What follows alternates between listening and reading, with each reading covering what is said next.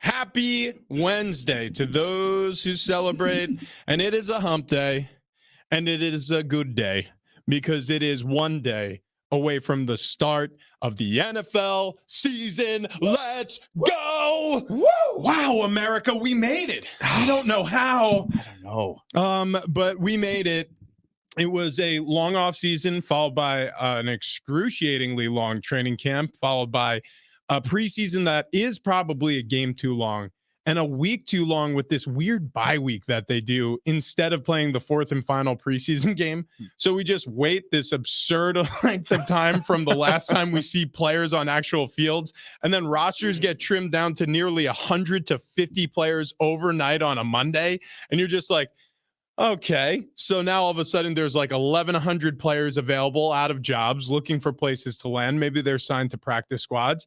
And you hear some news and notes about, oh, this team got rid of this quarterback. Can you believe it? And, oh, wow, this veteran linebacker is a free agent. Or, hey, this running back's still looking for a gig. And that's all we get for a week. That's it. That's it. And correct me if I'm wrong, but that week is supposed to be so guys heal up and are fully ready for the season, right? Wrong. Travis Kelce hyperextends his knee yesterday in practice. Yeah, that's not great. Yeah, hyperextensions, though, just for like anybody who's never really been injured before, they can happen, dude, anywhere. It could happen while you're stepping onto a curb holding a box like Travis brought in this morning. What's in the box? His knees, Travis's knees, all right, but Travis, I'm looking at a gigantic pine box that is held together by like okay, first and foremost, the craftsmanship that went into this box is tremendous. I don't know about that. It reminds me of the Greek culture and the way that they would do pillars. Good call. Good call. Is there a glass screen on the other side? No, it's all covered. It's all box. It's all box. Yeah. It's a What's in a Box Wednesday. It's a game that we play now that we're still not totally firm on the rules. Now, did you already put something in the box? No. The box is empty. It's currently empty. Good, because today's the day is it? You guess. Oh, today's the day. I thought we have two people to guess. Oh, right. Me and you guess. Today's the day you put something in the box. Correct. Yeah. There we go. It's a poop in the box. I cut a hole in the box. Two splinters. Oh God. He's got a belt sander. So yeah, I didn't sand any of that. Okay. I just cut it and Brad nailed together. That's the word I was looking for. Brad nails. It's really probably the nicest thing we own now. It's that's not good. That's some good box. It's either that or we have some bad things. Also possibly true. It is, you're correct, a pine box. I feel like if I died, you could cremate me and bury me in that. If you die, we're gonna do some weird stuff first. I think like we're gonna test the limits of the human body. like you want to roll him off something like tall first, so just see what happens. We can also like drag him behind a truck or try to make him like water ski. No, that's a better idea. Yeah. Can you imagine? We're like a big bear, and all of a sudden you just see a lifeless body just flopping in and out of the water behind a speedboat, just like rest in peace, Travis. We're making him do all the things he never wanted to do. My mouth's full of Pocky chips and Poke bowls. He said he never wanted sushi, but he loves ahi. Jam it in his lifeless mouth. Good work. Well, so we're not going to cremate Travis, not today at least. The pine box is for What's in the Box for Chevelle tickets. Aztecs tickets. Oh, Aztecs tickets. We'll do the Aztecs. I agree. That's better. That's a better gift for the box. So if you want to go to see the Aztecs, kickoff 4:30 p.m. on Saturday, taking on UCLA at Snapdragon Stadium. Just be sticking around for this game show that is really, quite frankly, sweeping the local municipality. People in Kearney Mesa are thrilled about the box. Yeah. Absolutely. What else is going on? Did anybody have a fantasy draft over the past 24 hours? I'm waving my hand in Fletch's general direction. I did. No one cares. I get it. I think it went well. Yahoo gave me like a C-, which sucks, but Wow. I got who I wow. wanted to get. Wow. All right. Top. Just give me your top pick. I mean, Debo. Come on. Wow. No, okay. I started with Austin Eckler. It was a really weird. It's a 2 quarterback league, so quarterbacks started going immediately, and Yeah. I had the 5th pick. And so Austin Eckler, who's been going at like 3 or 4 with after Justin Jefferson and Jamar Chase, fell to me at 5, and I felt like I couldn't take it, even though I didn't really want him.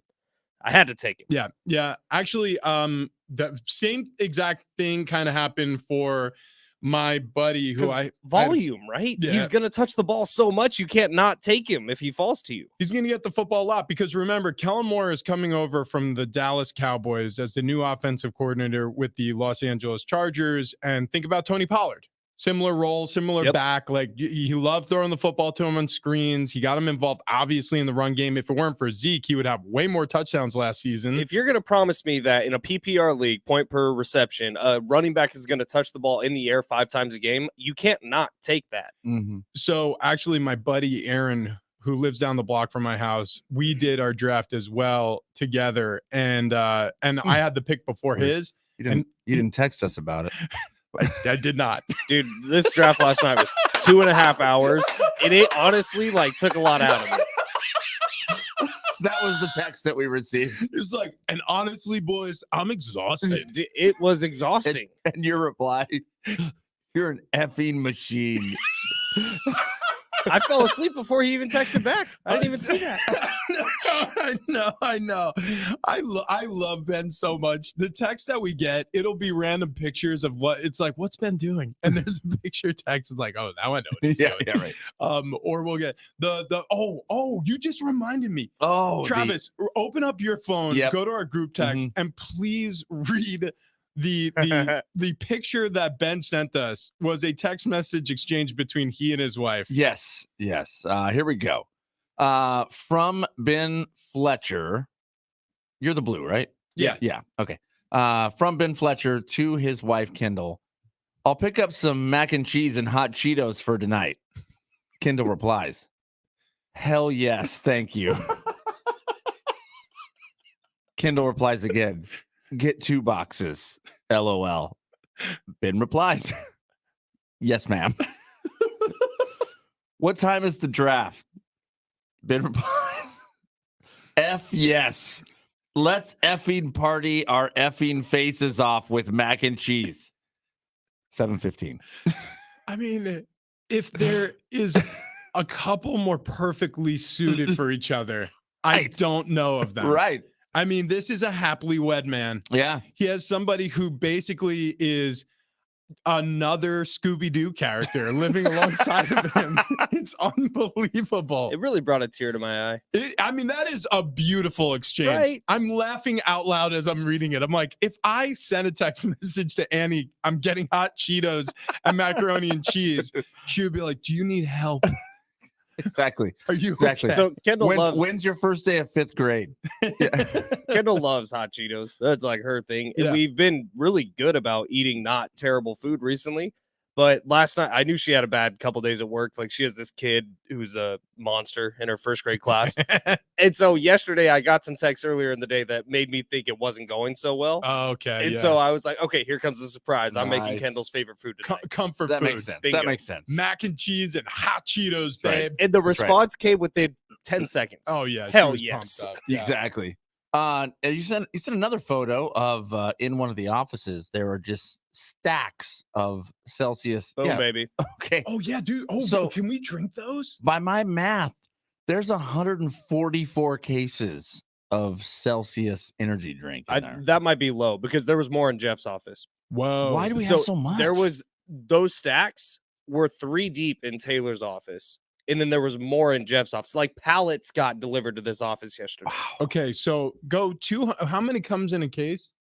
12? Okay, so 200 roughly then times 12 is what? 2,400 Celsius? That is correct. Celsius. Yeah. I believe that's Yeah, a that's pluralism. the plural. I'm Yes. not 100% positive what they're for. I know they're not for us. Okay, Oh, but they're but I not did going to miss steal- like 50 of them.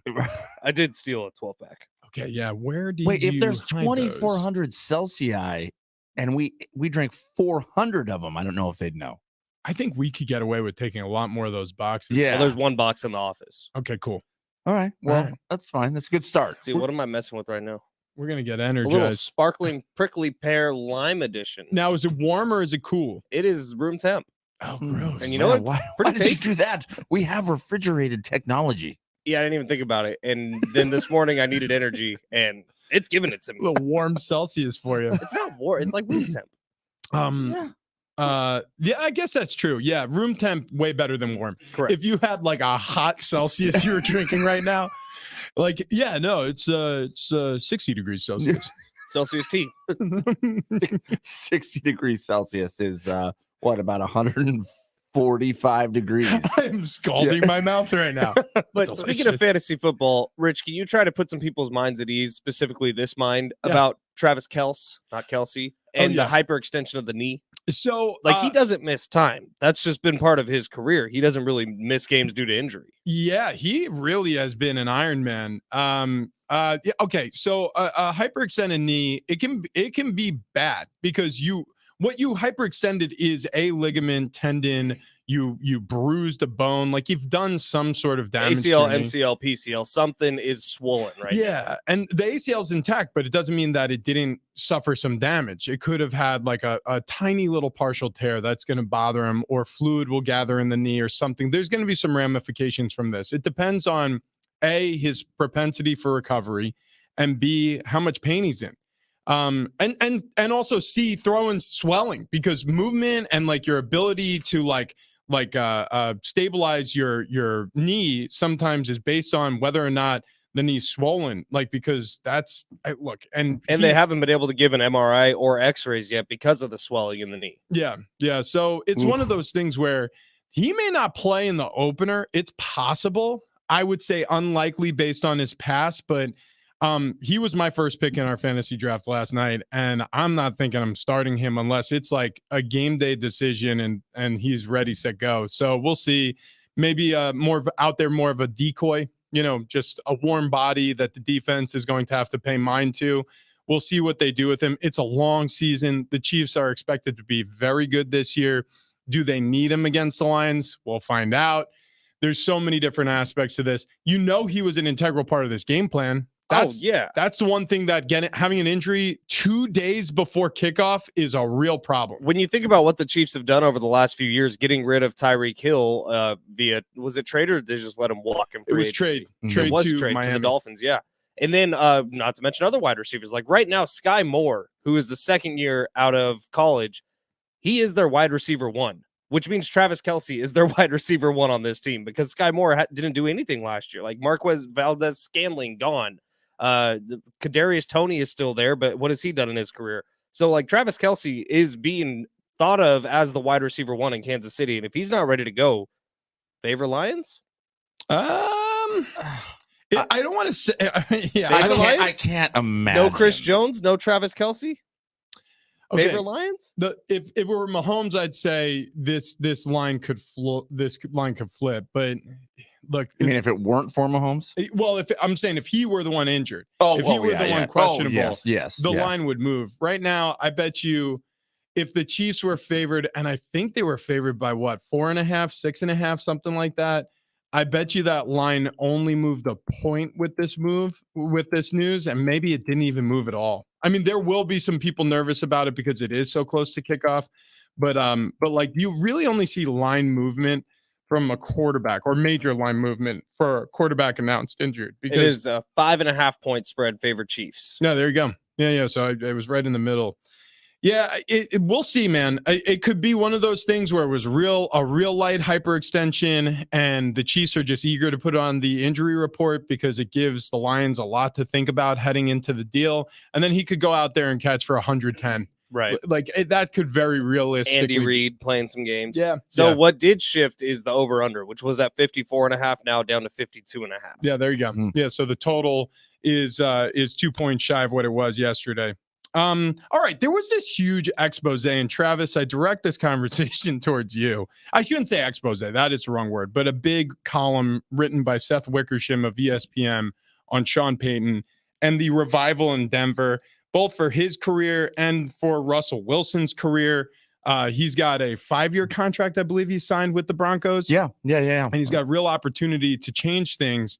There was a lot to this article. It was a very long read. There were some highlights where he was talking about Russ specifically.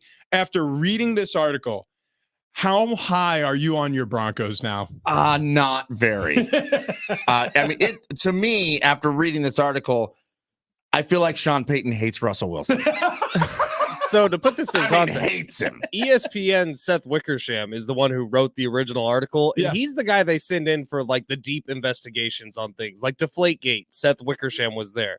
Like the big expose pieces, like Rich, you said, that are 5 hours long. They're really big reads. That's what Seth Wickersham does. So the drama ESPN assigned him to was Russell Wilson and Sean Payton.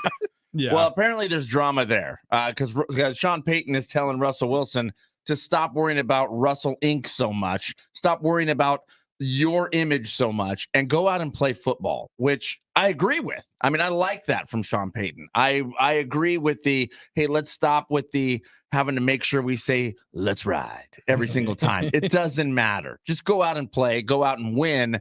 If Russell Wilson were to do that, he could probably get back to some of the let's ride stuff. But I mean, Sean Payton literally said, hey, stop going out and effing kissing babies. Like, stop. Just go play football. I think this comes off sounding like a little bit mean, a little bit like Sean Payton shining light on Russ and blaming him for certain things that happened last year. And rightfully so. And does the media necessarily need to know about it? No. But now Sean Payton has really transitioned into somewhat of a puppet master. He's getting a lot of press around his name. He's getting a lot of writers, national writers, interested in him and the Broncos. You saw what happened with USA Today with the 20 dirty hands comments, Nathaniel Hackett, and all of the personal coaches that Russ had around him, ruining him in Denver his first year there. Of course, he walked that back. He apologized for it. He was just talking shop, maybe one too many lattes, blah, blah, blah. And now you have this piece coming out with Seth Wickersham. He talked to Payton. Like he got these quotes from Sean Payton. Like Sean Payton is very amiable with the media right now. And it's one way to do it. I don't know if it's the best way to do it, but it's his way. We'll see if it works out. I will say this, though. In defense of Sean Payton, I think that's tremendous advice. I think it's great advice. Yeah. I think Russell Wilson is way too involved in his brand, and he whiffs hard. Like, there are certain people who make being cool effortless. Patrick Mahomes, Joe Burrow. I mean, Joe Burrow is a perfect example. Yeah, Pat Mahomes is a little bit like, I don't really want to do this. You know what I mean? Everything around him is not cool, and then he is just the symbol of cool. Yeah, well, I think Joe Burrow's a better example. And I'll tell you why. Because it looks effortless. Mm-hmm. Like Patrick Mahomes has this brother who's like a no good Nick. He has this wife who's a pain in the neck. But like he's a good guy, and he has to be like, yeah, look, I love Jackson. Yeah, the old ball and chain. She always wants to TikTok. But like Joe Burrow, he walks into a room and he wears those sunglasses, and you're just like, I could see everybody wanting to wear those sunglasses. Oh, now. right. You know, he's the Fonz. Without a doubt. Joe Burrow can put on a fur coat, and you're like, yeah, man, that is awesome. Russell Wilson puts on a fur coat, and you go, what a douche. Yeah, you start thinking like, how many animals had to die for your coat, Russ? Yeah. Like, and before Russ opened his mouth, he was cool.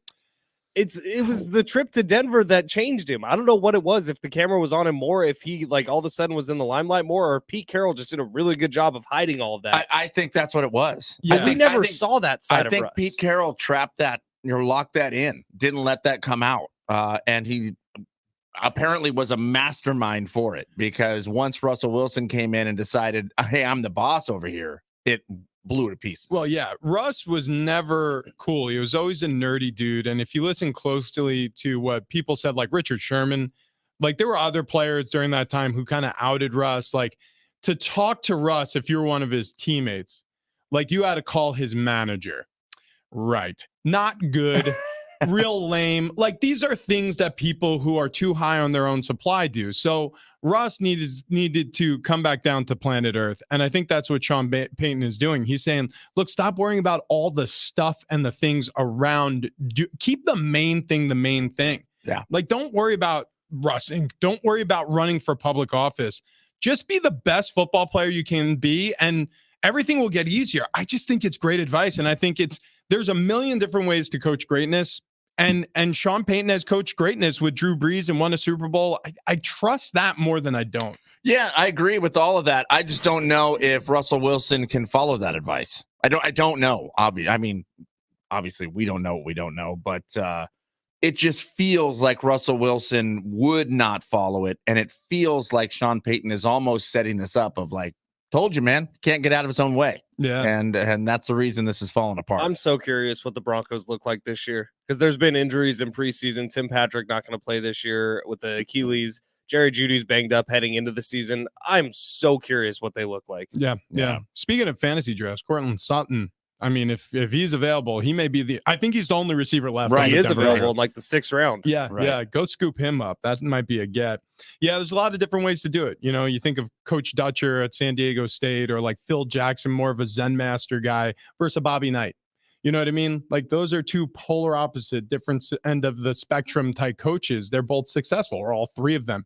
You know, Belichick, or, you know, gives nothing to the media. Brady Hoke, who says a lot to the media, but gives you nothing. He's very careful about the things he shares with all of us, versus Coach Prime, Neon Deion Sanders out there with the Colorado Buffaloes. Like that, there are very big difference. There's a cavern between Coach Prime and Belichick, but they're both successful, at least in the relatively short sample we have at Colorado. There's different ways to skin a cat. Yeah. Isn't that the phrase? Yeah. Which is a weird phrase. Yeah. Don't do that. Otherwise they will. Yeah. That is an early sign of being a serial killer. Getting cats. I never know what to do when you get to the feet on them. Jesus. Well, we need to take a quick break. We need to get Ben more Celsius. Warm Celsius. Yeah. I think Russell, he just needs to keep his feet on the ground, and maybe under those feet, he should wear some arch supports from the Good Feet store. Okay. The Good Feet store is over 200 locations across the United States and overseas, and they have a great web presence. Go to goodfeet.com if you want to book your appointment there. Look, I've been using these arch supports for, I think, over a year now. Yeah. And the hip pain, the back pain, the knee pain, the ankle pain, the foot pain that I used to feel has melted away. It's super easy. You go in for a free fitting and test walk. 20 minutes later, you walk out with your arch supports. If there's something wrong, you go right back. They can fix them for you. Most of the time it's right, though, and they'll call you to check on you. Get to the Good Feet store if you're struggling with any joint pain. Really important. Coming up on the show today, we have Chevelle tickets. We got to talk Padres because something happened last night that hasn't happened in a while at Petco Park, and it was special and it was significant, and that's coming up next.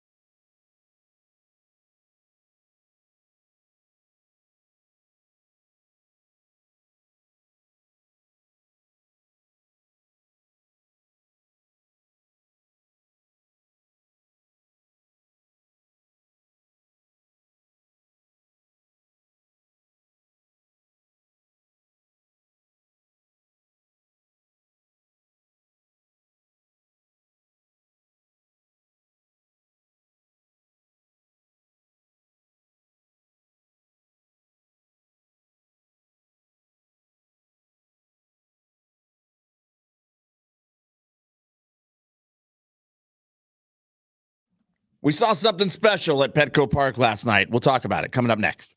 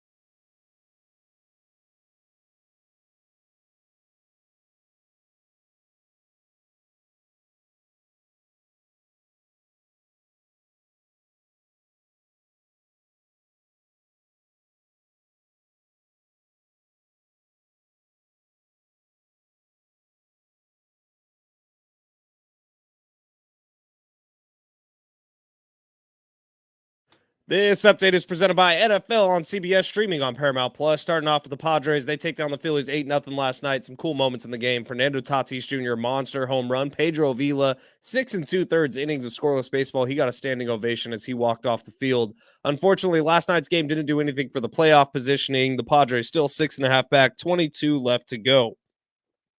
In football, the NFL returns tomorrow night. We do have some news about a couple of superstars who might not be in the game. Chiefs tight end Travis Kelce hyperextended his knee in practice yesterday. He's officially questionable. And also on the Chiefs, defensive tackle Chris Jones, who's been a stud in recent years, he's still in a holdout as the team prepares for tomorrow night. This update was presented by NFL on CBS, streaming on Paramount Plus.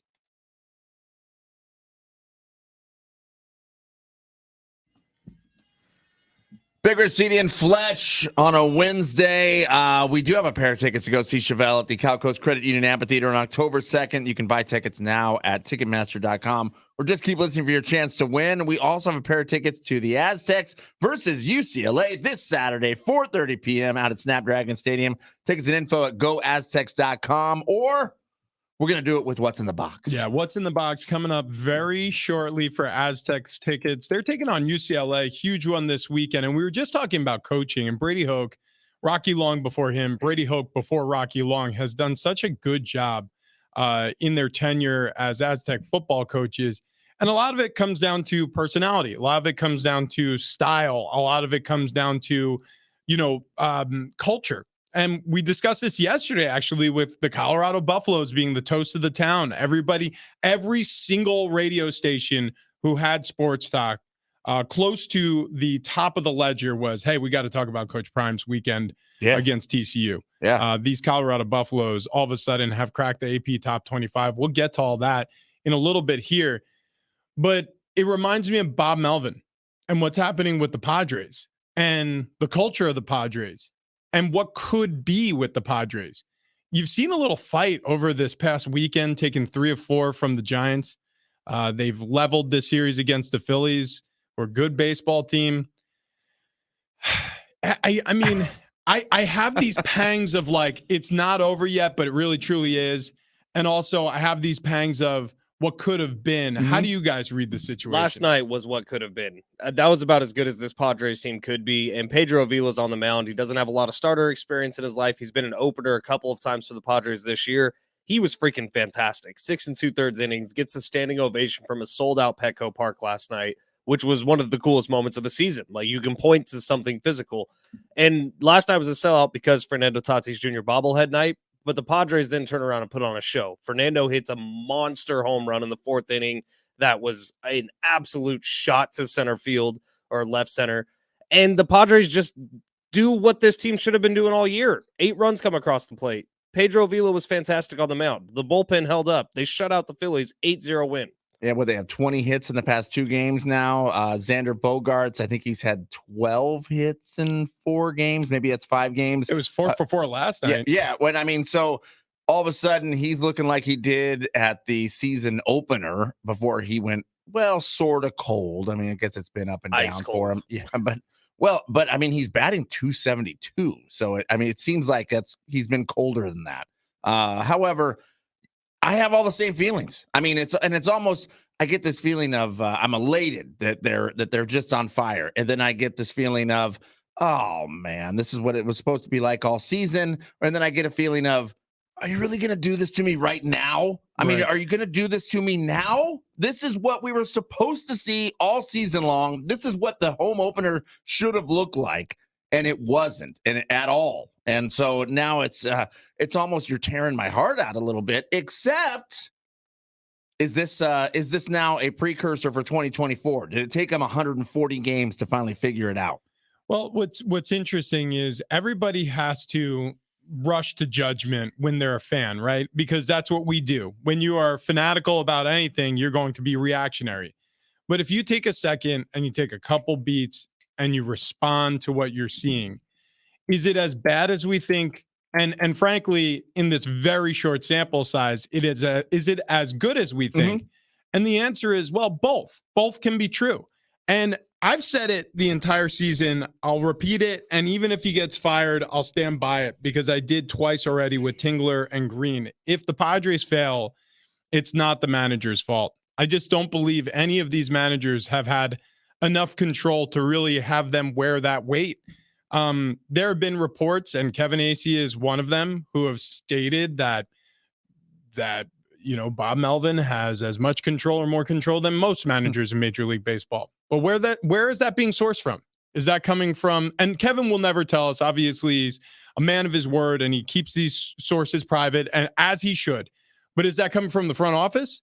Because if I was working in the front office, I would want to have a share of the blame go down to the field level.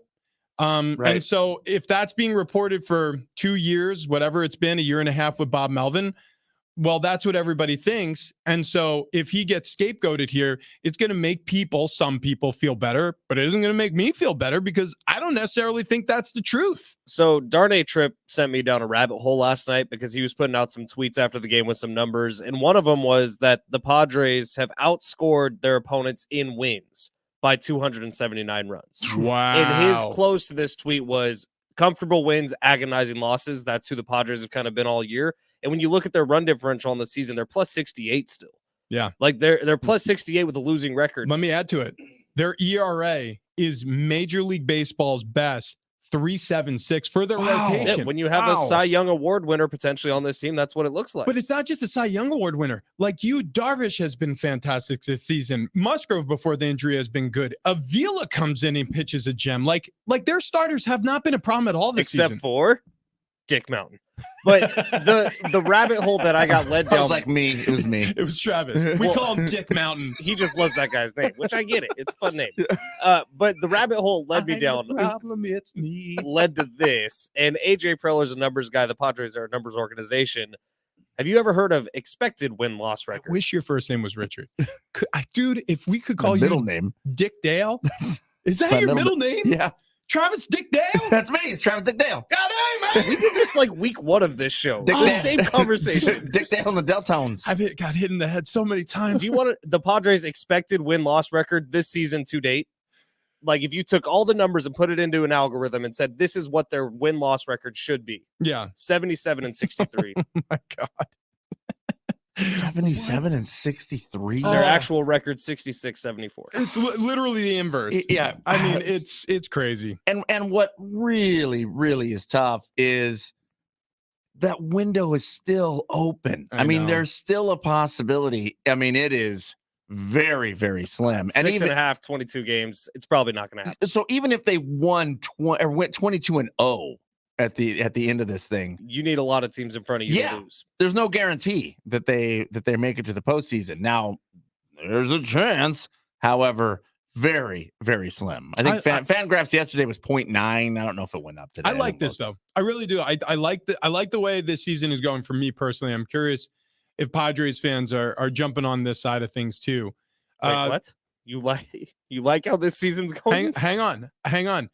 Because I'd rather it be over than have like it get strung out to the very bitter end and then feel disappointed at the very end. Like this season's over. Wow. Now, if somehow they have a revival, like a complete renaissance, I mean, that is so wildly unexpected. Like that's going to be fun. Like I'll ride that wave. That sounds like a fun wave to jump on. And then we'll all watch the playoffs and we'll all be amazed that they're even in it. And that'll be a blast. But I would prefer, instead of suffering heartbreak, like following this team to the bitter end and having them miss the wild card by maybe a half game or something like that. Screw that noise.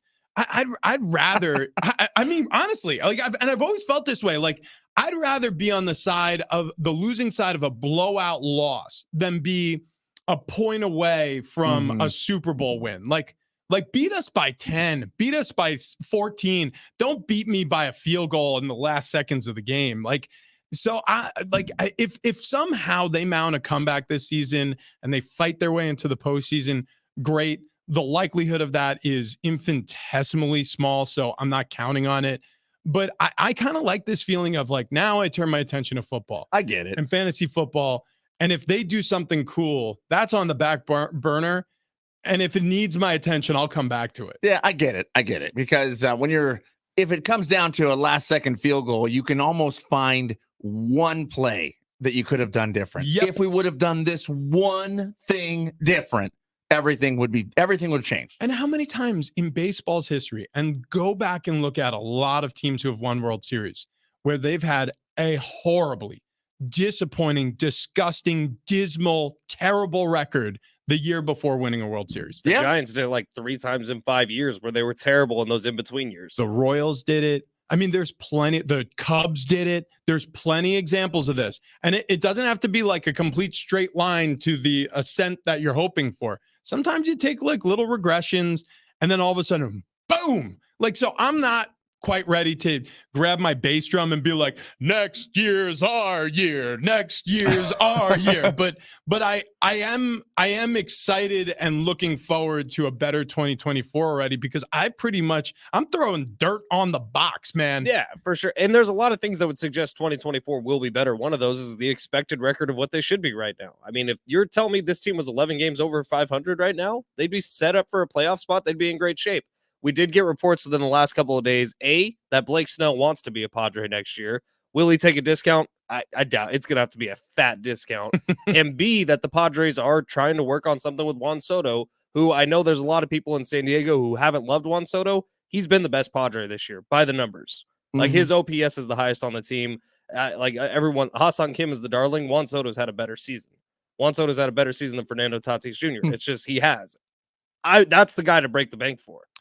Are the Padres, though, with the Soto thing, Travis, because we were following this, Ben and I, and we were all in on this storyline leading into Soto being signed, and we were super excited when he was signed. You broke a microphone. I broke this microphone. Still broken. It's still broken. But we were excited. It all started with him turning down an extension from the Nationals. Mm-hmm. Are the Padres doing the same thing the Nationals did, so they could be like, well, we tried? I I don't know. I don't think so. Only because look at what Peter Seidler's done. I mean, there has not been a single moment that Seidler has said, we're going to work on this or we're going to do this, and he hasn't done it. I mean, the track record with Seidler has been 100%, and he is not afraid to write a check. What was the line? I like spending money. You can't take it with you? Something like that? Yeah. Yeah. And when Marty asked him, would you bat an eye at a $600 million contract? He said, no. Yeah. That's a good point by you, Travis. That's a good point by you, Ben. Soto's value has gone down since he's become a San Diego Padre. Might catch Soto on the old discount.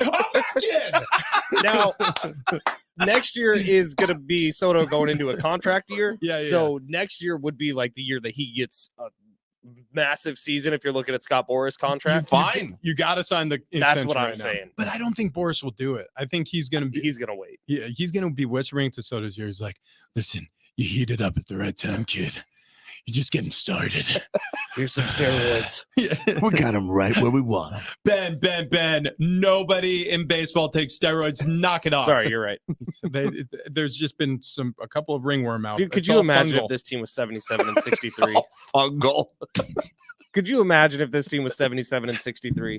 Yeah, dude, it would be amazing. Well, yeah. It actually is a crummy record for a team this talented. Right. But they would be at the top of the wild card race. Why are we begging for it'd be great if this team was just a little bit better than 500? Because we haven't seen 500 since May 11th. Gosh, May 11th was the last time. Stuck in the desert with water. Yeah. Water. That's what it's been. That Mexico City was fun, man. Well, and last night was literally, we found a little cup and took a sip of that water. Dude, a Tuesday night sellout in San Diego. I know it was the Fernando Tatis Jr. bobblehead night, but we didn't see that 10 years ago. No. We didn't see that 5 years ago. Dude, the team's fun.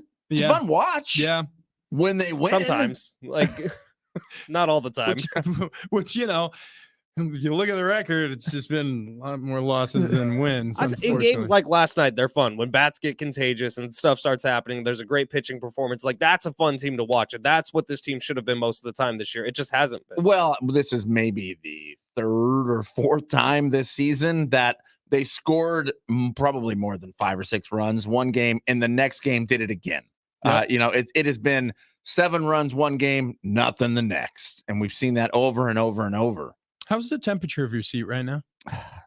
Feels like it's normal temp, I guess. Room temp. What about you, Ben? It's always running hot. There's a couple of coaches who are, let's just say, uncomfortable on the seat they're sitting on right now. Who's the first to go in the NFL? We discuss coming up next.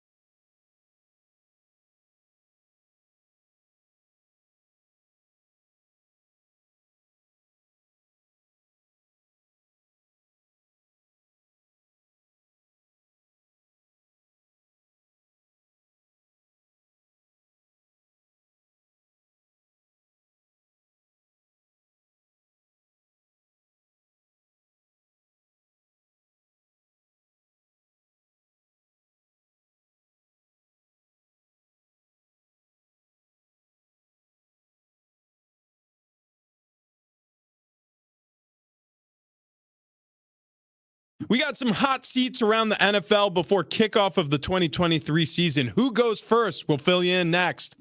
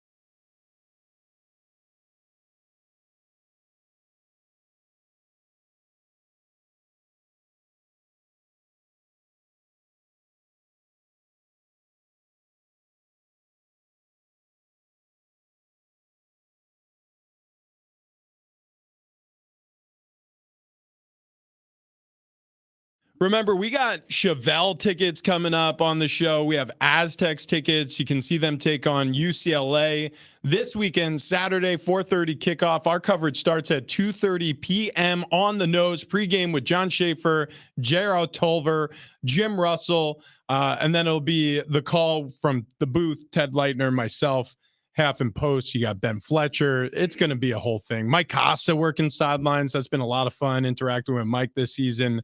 But yeah, before we get to any college football, we're going to talk a little NFL here.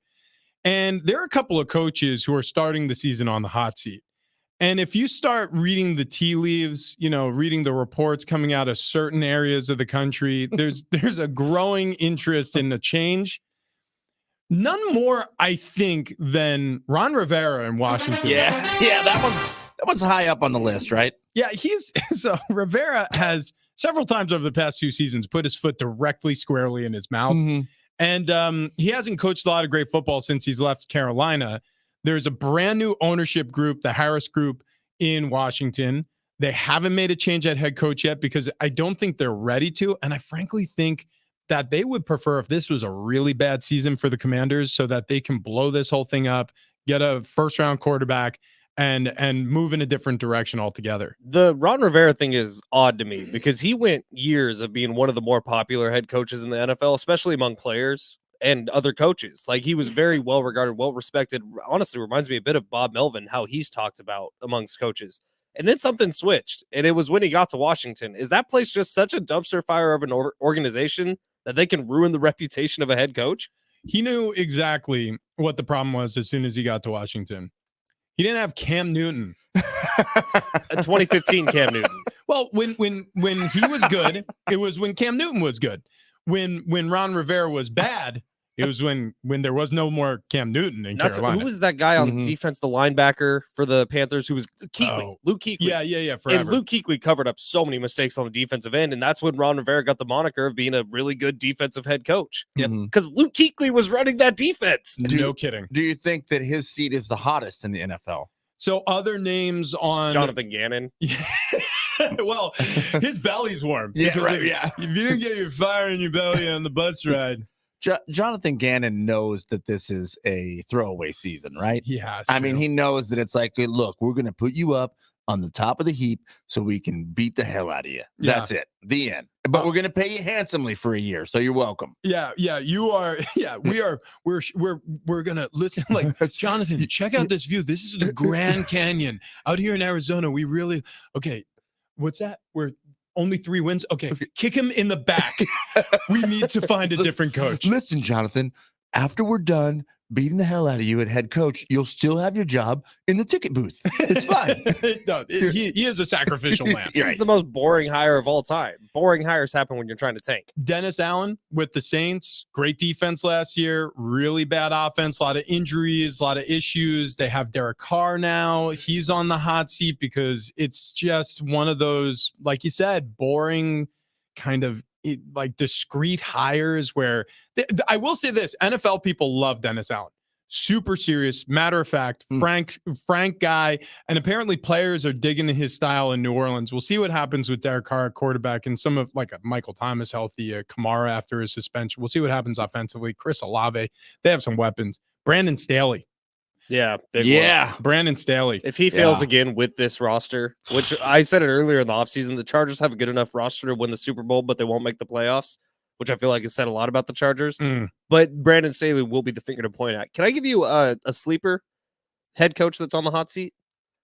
Robert Saleh with the Jets. If it doesn't go well with Aaron Rodgers, if you made all these changes and you don't have a winning record and you don't make the playoffs, can't you see Robert Saleh being the one to blame? I don't know if it's this year, though. Yeah. I don't know if it's this year. Yeah. But this is the best roster the Jets have had since I can remember. Yeah, but I think they'd let it play out at least one season before they start tearing it to pieces. I'll give you one that nobody's talking about as much now, but as soon as the season kicks off, we'll start hearing it. Mike McCarthy. Yeah, he's the top on the betting list. Is he? Yeah, he's top. I don't know why I thought you were going to say Kyle Shanahan. Number really 2 scared. is Todd Bowles. Number 3, Josh McDaniels. Ron Rivera brings up number 4. Yeah, Todd Bowles on the pirate ship there with the Buccaneers. They might make him walk the plank. I could see that. Yeah, I could see that too. I could see that 5 games in. Yeah, you might be the first to go. That might be where my money is. All right, coming up on the other side, we have those Aztecs tickets to give away. We're going to be playing a little game called What's on the Box? Also, What's on the Plane? Ricky Williams, Sky High, has some advice. Or in the box. In the box. What did I say? What's on the box? What does the fox say? Ring it, ding, ding, ding, ding,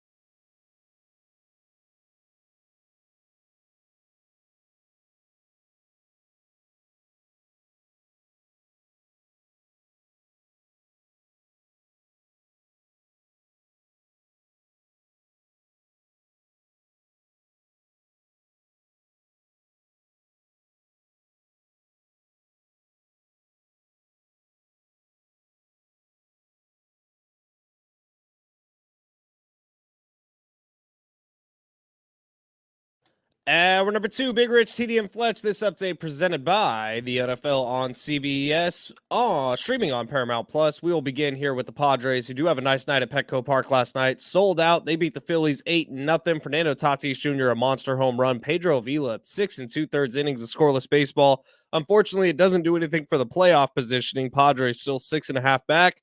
22 games left to go. In football, the NFL returns tomorrow night, although we do get some news about a couple superstars who might not play in the game. Chiefs tight end Travis Kelce hyperextended his knee in practice yesterday. He's officially questionable for the Chiefs' Week 1 matchup with the Lions. Also on the Chiefs, defensive tackle Chris Jones still in a holdout as the team prepares for tomorrow night. This update was presented by the NFL on CBS, streaming on Paramount Plus.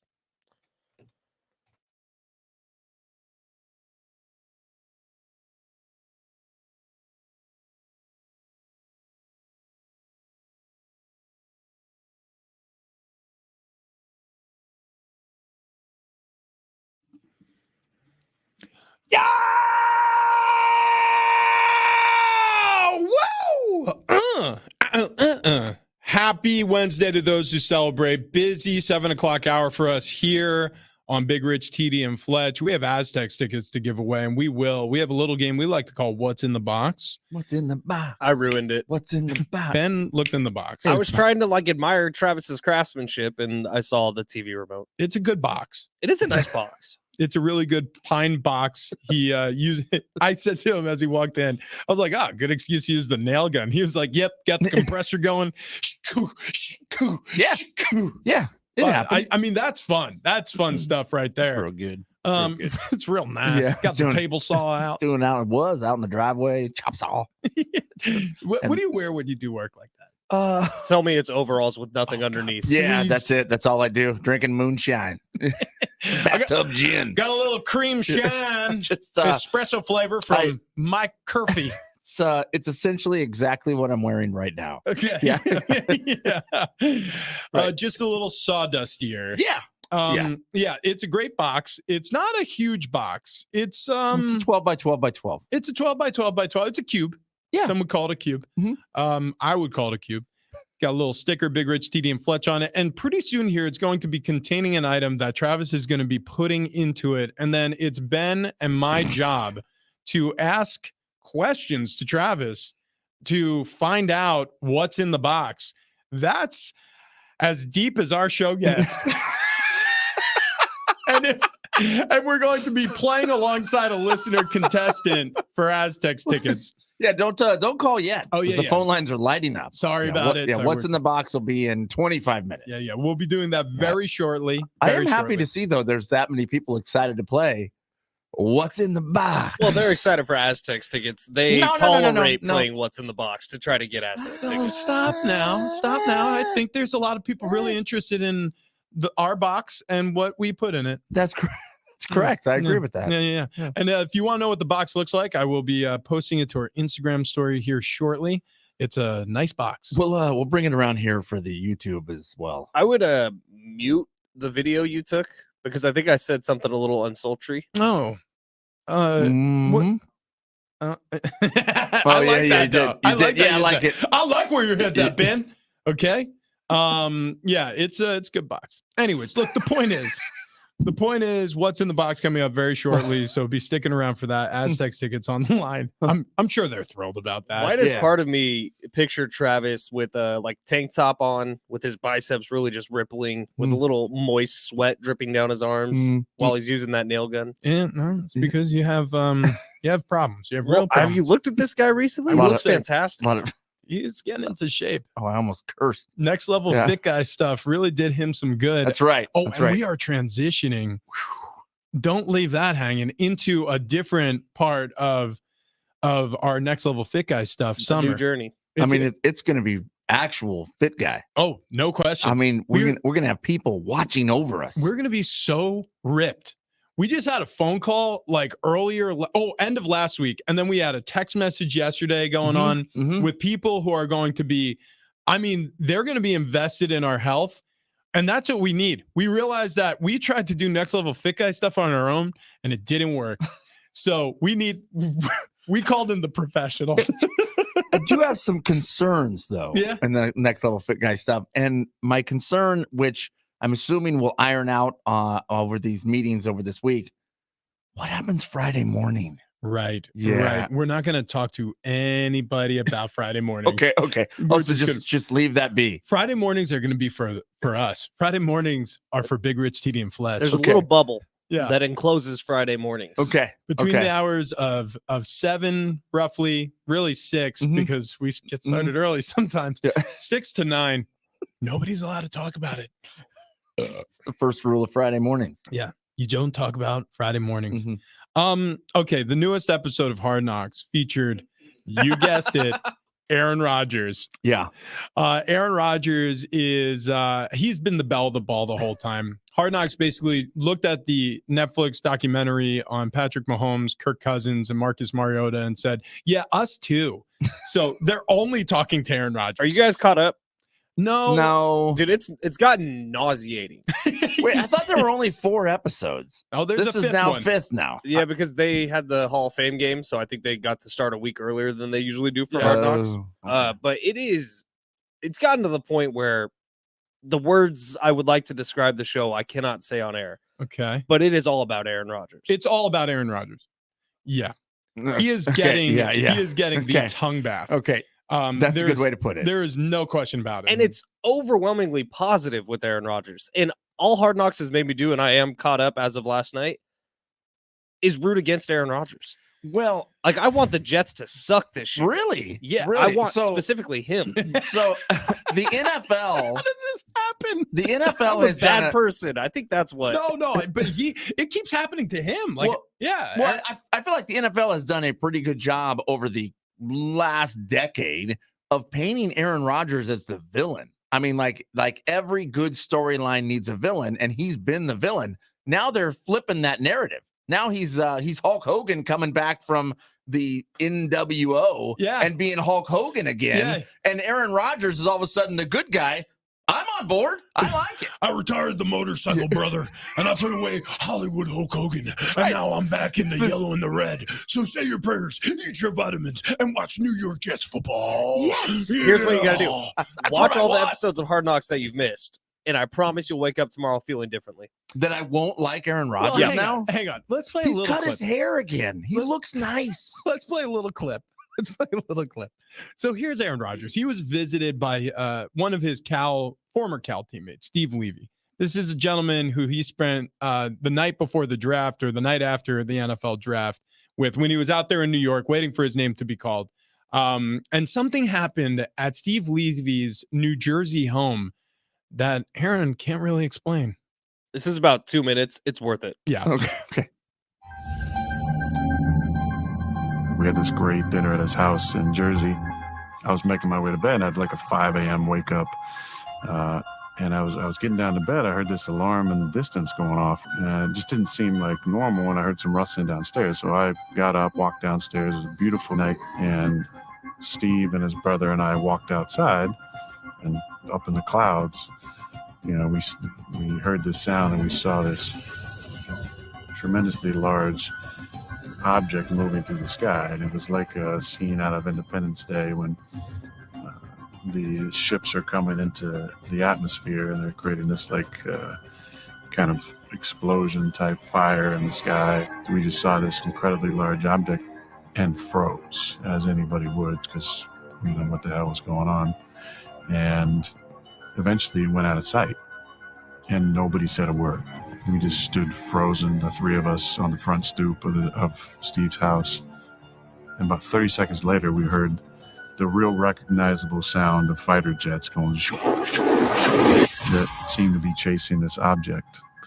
And again, we just stood there in just disbelief for another few minutes. Nobody said a word. And then we all kind of looked at each other like, did we just see what we think we just saw? What was that? Eventually, 20 minutes later, we kind of wound down a little bit, went back to bed. And then you're still not really sleeping. You just experienced this bizarre experience. We looked in the papers and online the next few days, and there was nothing about it. That got me into researching more about UFOs. The siren or alarm had been from a nuclear power plant, which is about 9 miles away. And if you know anything about UFOs, there's a lot of sightings around nuclear energy, around volcanoes, around power plants. But yeah, Steve and I, great friends, teammates, and also witnessed whatever the hell it was. I don't know, but it was definitely unidentified. It was definitely flying. It was definitely a large object. Yeah. So that happened. Okay. My first question is, was he high? Okay. So look, Probably. Aaron Rodgers Right. has a well-documented history now, speaking openly about his use of hallucinogenics.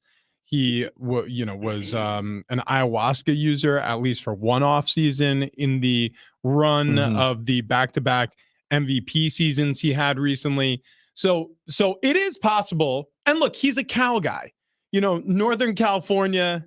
I mean, there are people who are literally living in trees at that university. True. I mean, like, Yeah. so there you can expand your mind if you want to, and there are people to facilitate that. So it's possible that this was a group hallucination, which has been documented.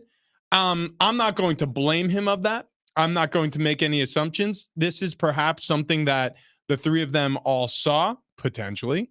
There's a lot of things that are unexplained out there. I have a question for you two. I'm very, very interested if you, Fletch, or you, Travis, have ever had an experience. Have you ever had one? I don't think so. Okay. Like with a UFO.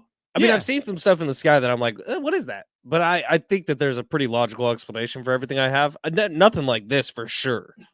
Yeah, there's never been a time I've thought it looks like Independence Day coming through the atmosphere. However, yeah, I mean, on several occasions, I have questioned things in the sky. And actually, in 97 to 98, there were several instances of the same things that I saw in the sky that I have yet to been able to have anyone explain. You also had This- ghosts. Well, hang on. Oh yeah, I was Oh, haunted. Yeah, Yeah. that was true. We learned that about you, I think, day one on Mhm, the show. mhm. We got to get back to that at some point.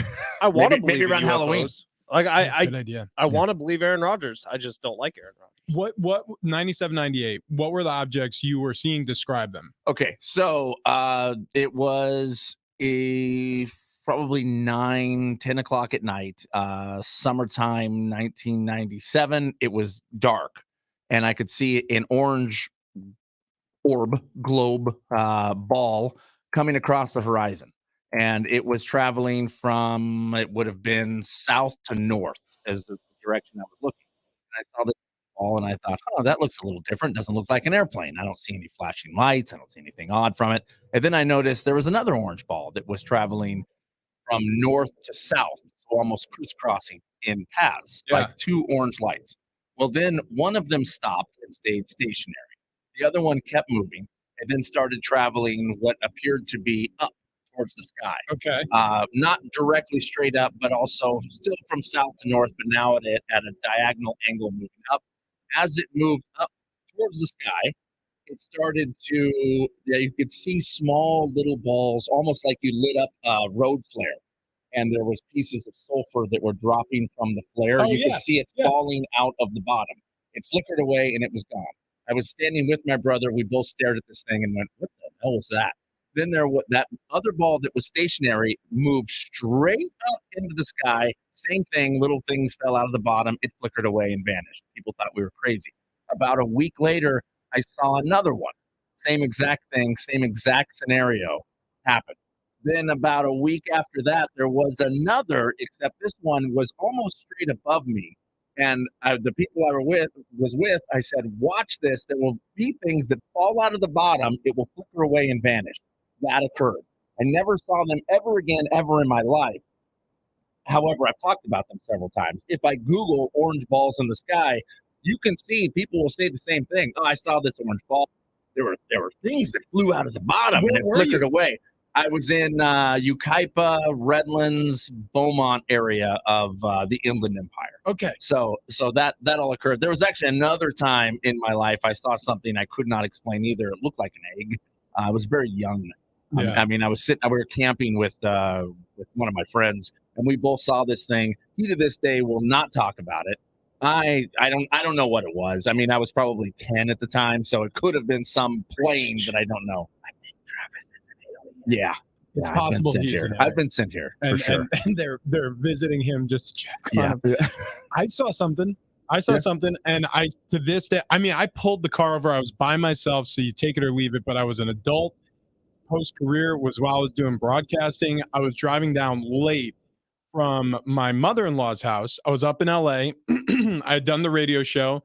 There was no rush for me to get back down to San Diego, so I stayed way later than I usually did. So it was past sunset, or the sun was setting when I was driving down the I-5 through Pendleton. Right. So I'm southbound and I look over the horizon because I love looking at the water. Like, always look at the water. I mean, sometimes even to my detriment. Like I'm driving and I'll be like, whoa, I'm leaving the lane. Whoopsie doodle.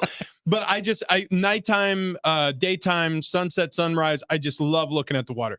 So I catch myself looking over the horizon, and it's brighter than it should be. So that was weird. And then I see something, and there's a lookout point, like the scenic point off of the I-5 South that you can turn off and, take a quick pit stop. There's a couple of porta potties there. And there was this object hovering in the distance on the horizon. So I get out of my car and I'm just like, what is that? Dude, it looked as if like I blinked my eyes several times because I thought I had something fuzzy. Like, it almost felt like there was like a fuzzy black dot over my eye, like a small one. Yeah.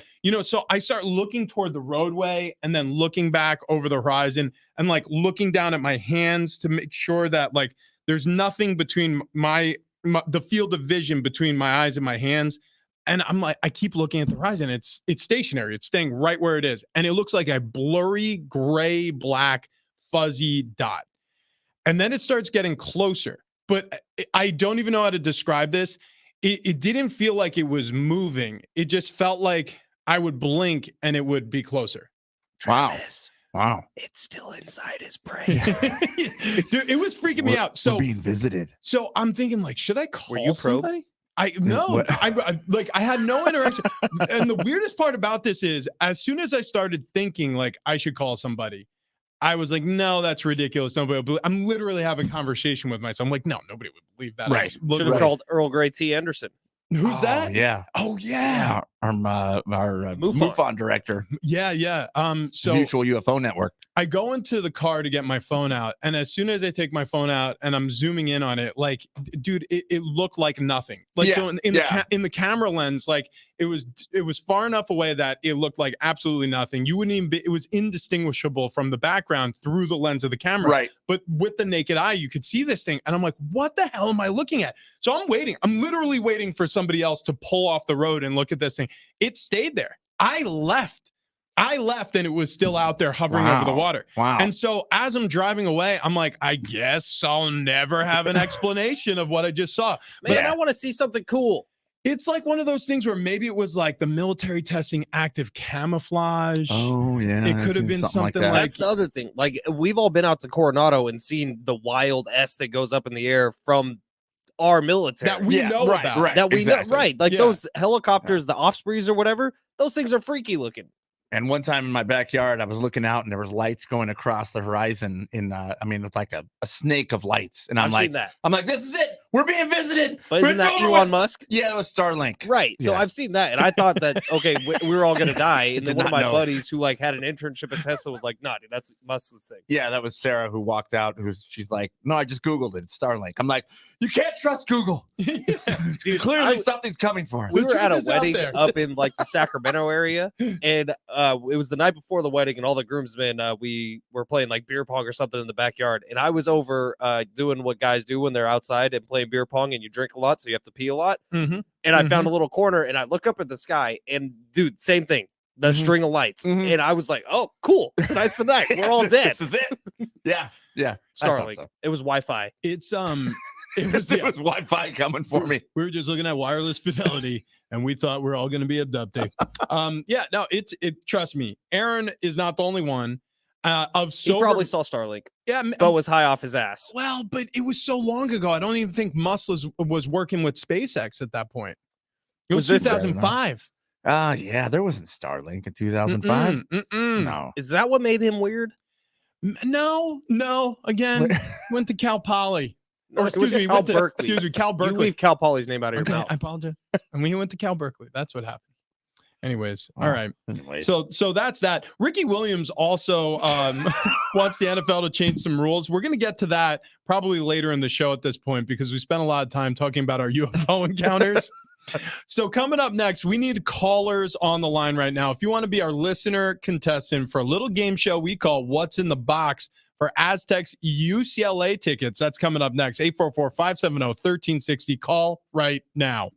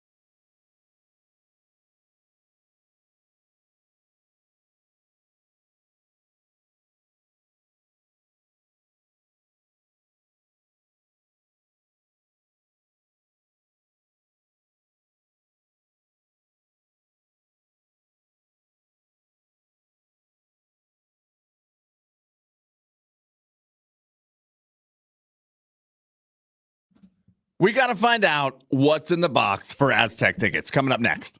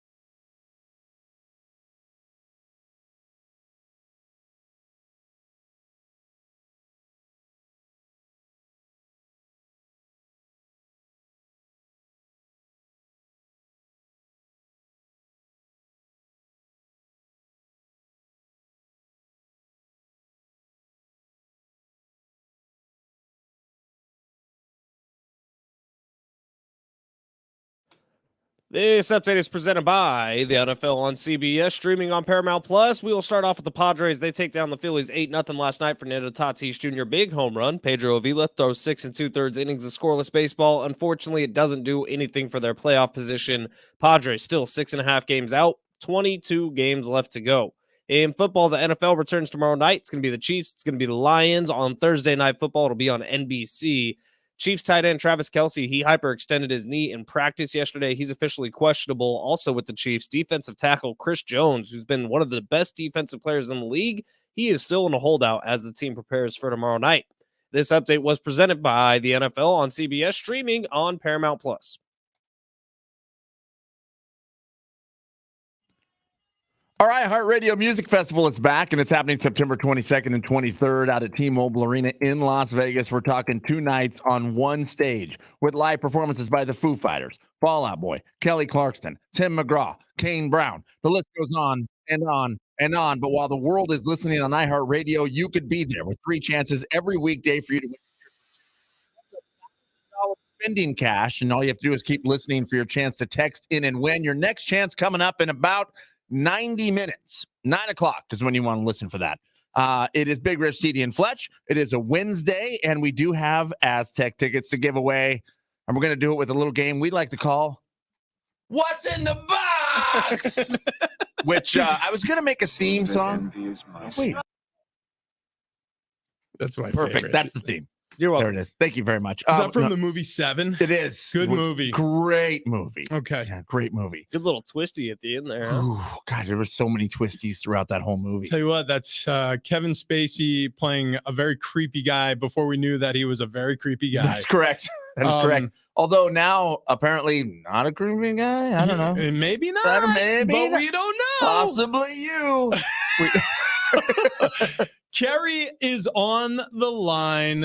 Is this foul mouth Carrie? Foulmouth Carrie, is that you? What's up, guys? Nice.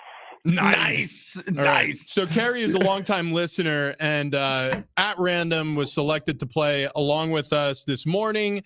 What's in the box is very simple. Mm-hmm. Travis put something in the box.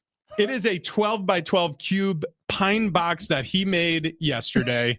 It is a really nice box, but it's what's inside of the box that we're going to be asking him questions about, Carrie. So this is the way it works. We're going to ask him as many questions as we have time for, and then at some point, we're going to have to guess what's in the box. You can either use Ben or myself as a lifeline today. Mm-hmm. Carrie, are you ready to play?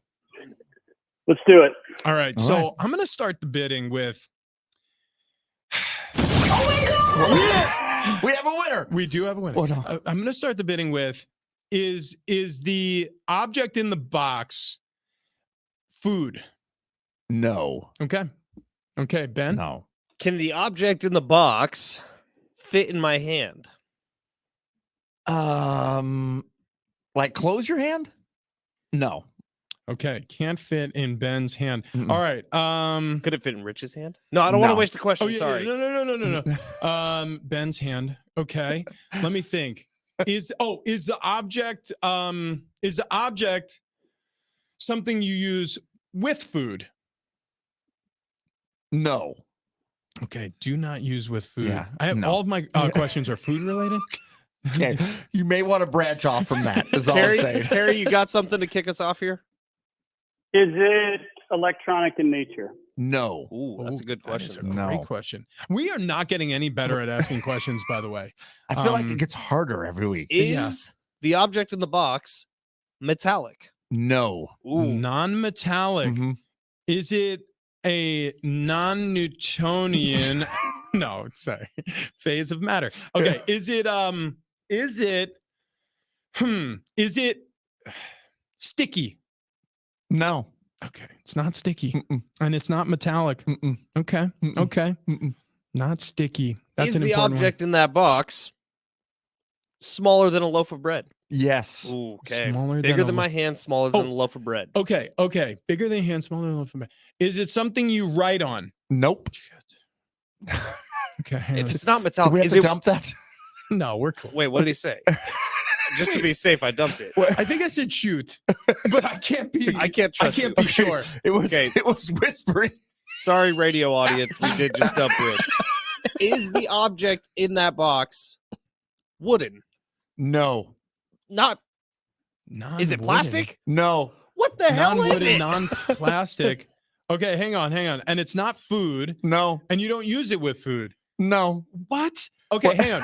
What materials are we left with? Carrie, any questions from you as we continue to question Travis on what's in the box? I know you said it's not food, but can you drink it? No. Can't drink it either. Mm-mm. Okay, hang on a second. Hang on. Let's slow down for a second. If it's not plastic, it's not wood, and it's not metal, what the hell else could it be made out of? Is it made out of paper? No. What? Is it made out of glass? No. Paper, not glass. Is it a gaseous state? No. I don't, that No. question was so off the wall. I'm just into what Okay, the hell? Do you think I farted in the box and closed the lid? That was it. Crossed my mind. Did you poop in the box? Did you? Oh my god! Did not. I did not. Okay, is it organic in nature at all? Yeah. Yeah, Okay. it can be. Okay, does it spoil? No. Doesn't spoil. Okay. Is Doesn't the object in the box alive? No. not alive. Good question because Definitely honestly, not anymore. That thing is Yeah. airtight. Yeah. It's not airtight. The lid comes right off. Okay, so far, let me Would recap. you use this object for entertainment purposes? Oh, good question. Yes. For entertainment. Okay. Now, is that its primary use? I would say yes. Okay. Can you hear noises that come out of this object? No. Doesn't make noises. No noise. Mm-mm. Okay, here's a quick recap, Carrie. So it's not food. It can't fit in Ben's hands. You don't use it with food. It's not electronic. It's non-metallic. It's not sticky. It's smaller than a loaf of bread. It's not wooden. It's not plastic. It's not paper or glass. It's organic, kinda. Doesn't spoil. Not alive. For entertainment primarily, and it doesn't make noise. Do you want me to give you just a slight hint here? Please, because Okay, we are okay, so. I when- really do. When want you said it's not used with food, it can be used as a I'm trying to say it without giving it away. Yeah. It can be used for entertainment purposes with food. Okay. It can be used with. Wait a second. No. I'm further now from when I was when we started this. Is this Does item it, typically found in a newsroom? No, it's not typically found in a newsroom. Carrie, you have a question. does it have an odor? Yes. It has an odor. Is it? Is it green? No. Damn it. I mean, it could be, Okay. Could be. but it's green. not. Could be. Is it green. liquid? No. Not liquid. Is it gas? Nope, still not gas. Oh, we already asked that. Damn it. There are You so told me many. that was a terrible question when I asked How many it. questions are you up to? We have so many. We've asked you close to 20 questions. I feel further away from if I guessed blindly, I feel more comfortable at this point. I am so lost. Okay, is it? Do you use this object in your daily life? Yeah, I mean, you can. Yeah. Jeez. At my house, yeah. That's a clue. Mhm. That's a clue. Is it? It's not that. Okay. It's not that. It's not You- that, but if I is it- had it, I would have put it in there. Is it used for business or pleasure? It could be used for pleasure. Okay. Yes. Could be Yeah. used for pleasure. Typically not for business. Hey Carrie, I am far from Providence. I have you- nothing. Yeah. What do you have any even guess as to what is in the box What's today? the text line saying right now? I'm very curious. I mean, if it's not metal and if it's not plastic, it's not glass and it's not paper. I mean, what could it be made out of? See, that's what I'm saying. And I figure if you guess what it's made out of, you know exactly what it is. Is it rubber? No. It's not rubber. Marcy says this reminds me of Brad Pitt. What's in the box? And she says it's a dead head. That's Did you put a dead head in it's that not, box? It's not a head. I will say the text line saying, is it a football? I will say no. They're asking, is it something you wear? The answer is no. 615 says it's a plant, not a plant either. Wow. Yeah. Okay. Is it made of wax? Yes. Oh, okay. Interesting. Carrie, hang on. Do you burn it? Yes. Is it? Wait, no, don't say it. It's Carrie's game.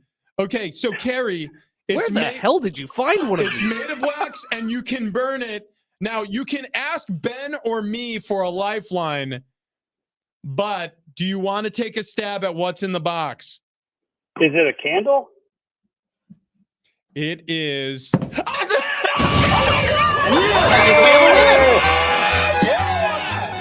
Congratulations, Foul-Mouth Carrie. You just won yourself a pair of tickets to the Aztecs versus UCLA this Saturday at 4:30 Snapdragon Stadium. Everyone else is getting tickets and info at goaztecs.com. But you, Carrie, after 2,000 questions, you guessed it. You guessed what was in the box. Congrats, buddy.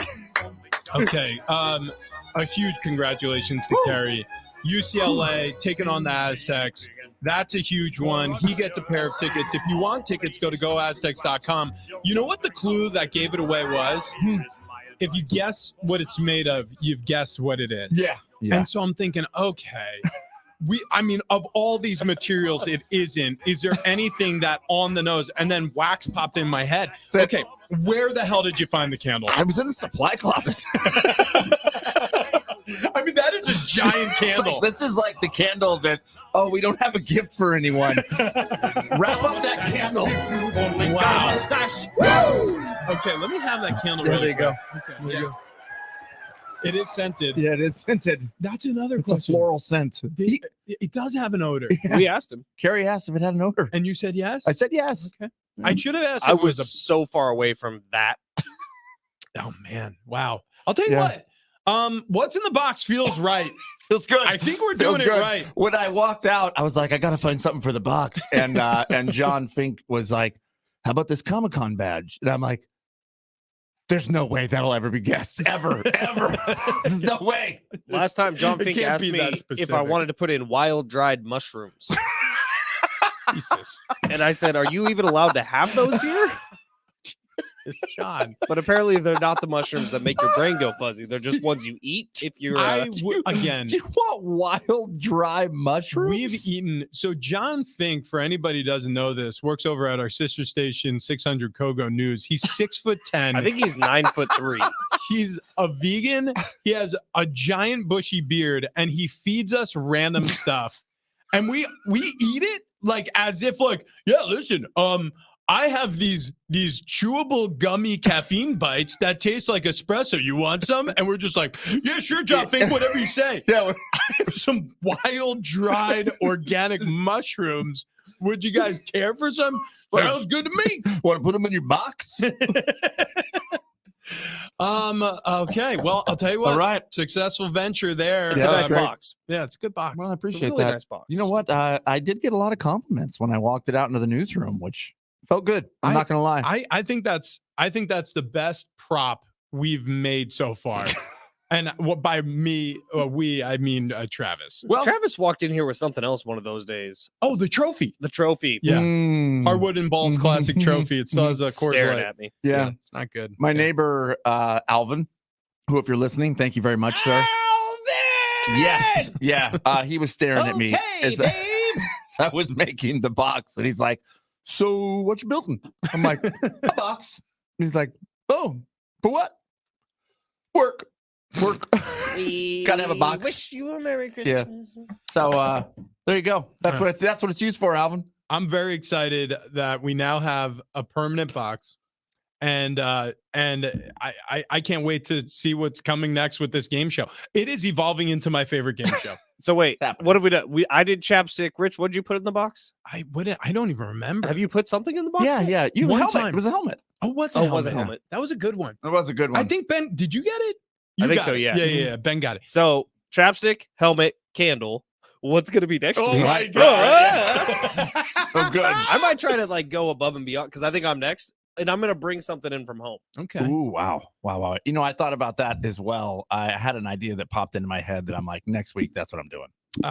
Okay. Can we Or decorate my the next box? go Can we around. like spray paint it? Yeah, we can do whatever we want with it. In fact, Sarah was very upset that I did not paint it in any manner. Isn't that amazing? Like every single time I do something, my wife tells me all the ways I do it wrong as well. Like she'll be like, yeah, I mean, that was good, but you know what would have been better? I'm like, this is great advice as I'm walking out the door holding the pine box. Correct. Yeah. Yeah. I listen, I don't want to talk to anybody about what's in the box. I want to talk about what's in your driveway. And if you're disappointed by what you're looking at in the driveway, I want you to get out to your San Diego County Toyota dealers today. I'm speaking from experience here. Let me rewind back to 2017. I had a major breakdown. I was driving a different brand of car, and this wasn't the first time. I had 3 incidents like this. This time it happened on the freeway, had the car towed away. It was a big disaster. But you know what made it better? Going down to one of our San Diego County Toyota dealers, working with the fine folks there, awesome customer service. I rolled off the lot that day with a brand new 4Runner. Okay. Resale value on a lot of Toyotas are incredible. That's part of the reason why I did it. I didn't know about the reliability. These things run like tanks. So I've only put oil in it, some gas, changed the brakes once, maybe the tires, I can't remember. And that's all I've done to the car. No breakdowns, no issues. The best decision I've made in terms of a vehicle. So if you're interested in Toyota, they don't just have regular cars. They have their Beyond Zero lineup of electrified vehicles like Toyota's all-electric BZ4X with access to HOV lanes. They've got 1 year of free unlimited charging with EV Go.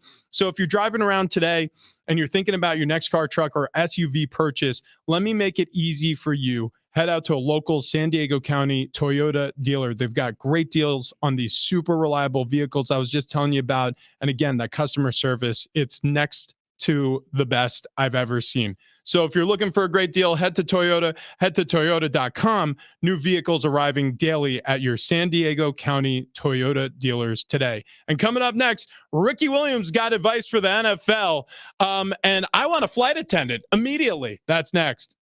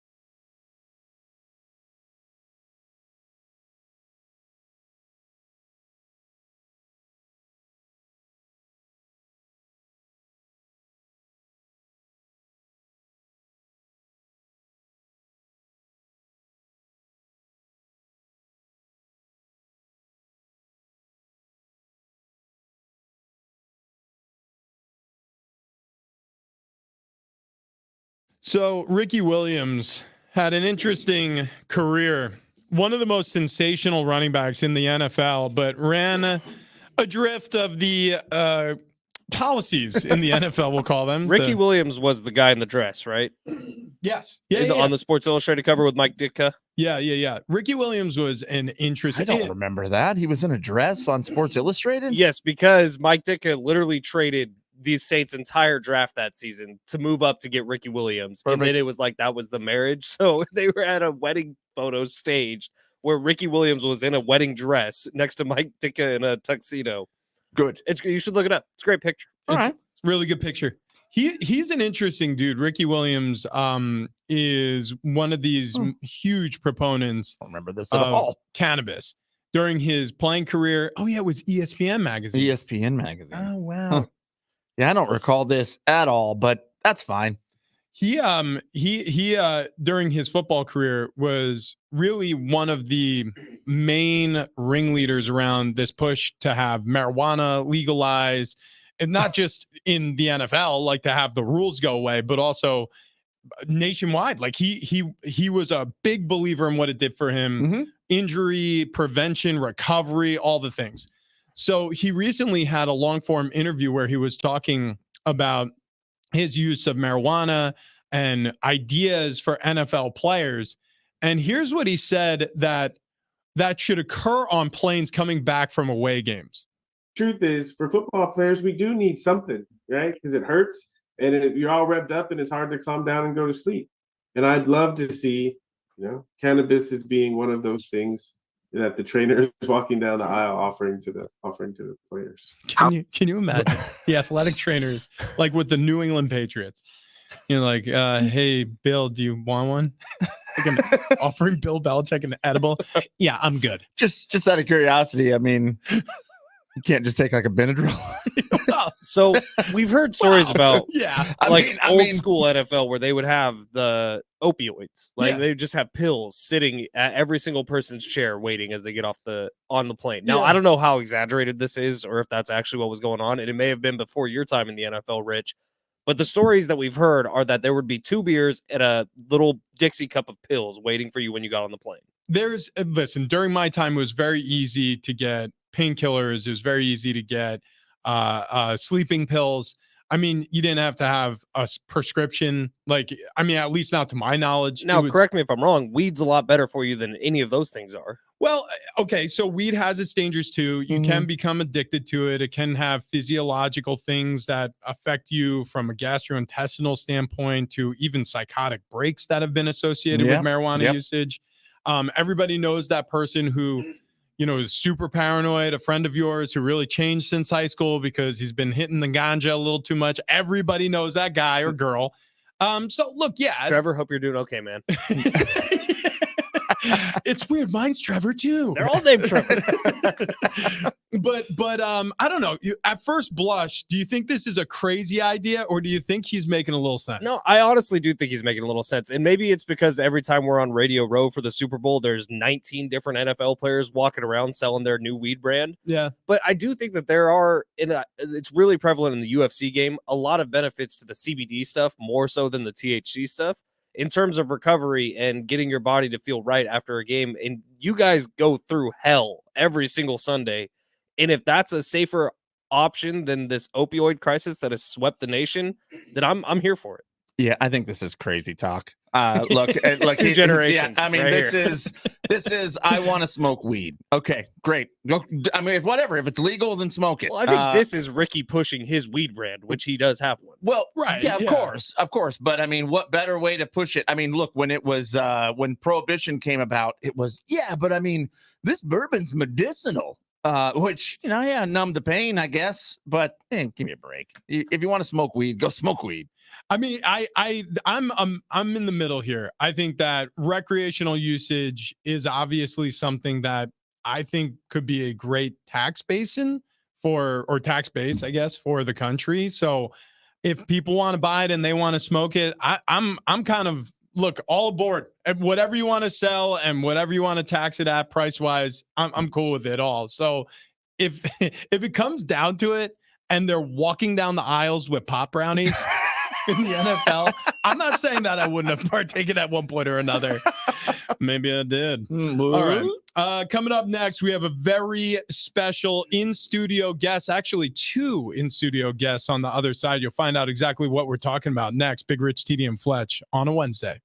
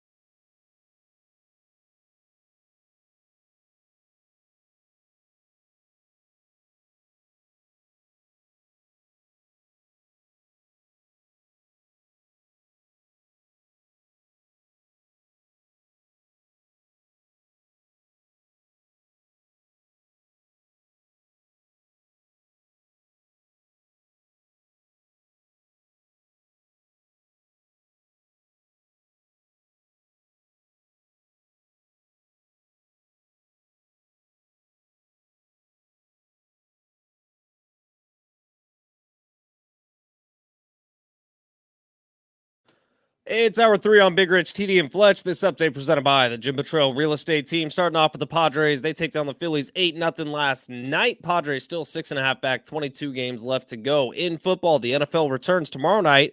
Although we got some news here about a couple superstars who might not play in the game. Chiefs tight end Travis Kelce. It has been downgraded to a bone bruise in his knee. Earlier was called a hyperextension. He's officially questionable, but has a better chance to go now than he did at the start of the show. Also on the Chiefs, defensive tackle Chris Jones still in a holdout as the team prepares for tomorrow night. Would you like to know what your home would sell for today? Get a simple text message with your home's value by texting your address to 855-600-6000. You'll get no phone call, just a text. Jim Betrayal has the buyers. Simply text your address to 855-600-6000.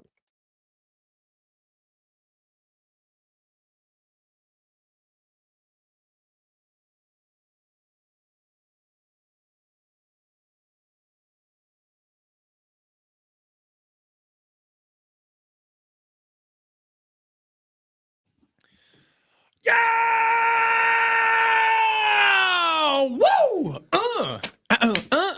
Happy Wednesday to those who celebrate. It's Big Rich, TD, and Fletch. And I mentioned it before the break. Very special in-studio guest with us celebrating a very special event at a very special place. Marco and Rick joining us in studio today. Right. Our friends from Thank the you, San thank you. Diego Zoo. I mean, so we see you guys annually at least, and it's one of our favorite visits here on Big Rich, TD, and Fletch because you always bring news of fun things happening over at the zoo. I have an 8-year-old. I have a 5-year-old. Ben's got nieces and nephews.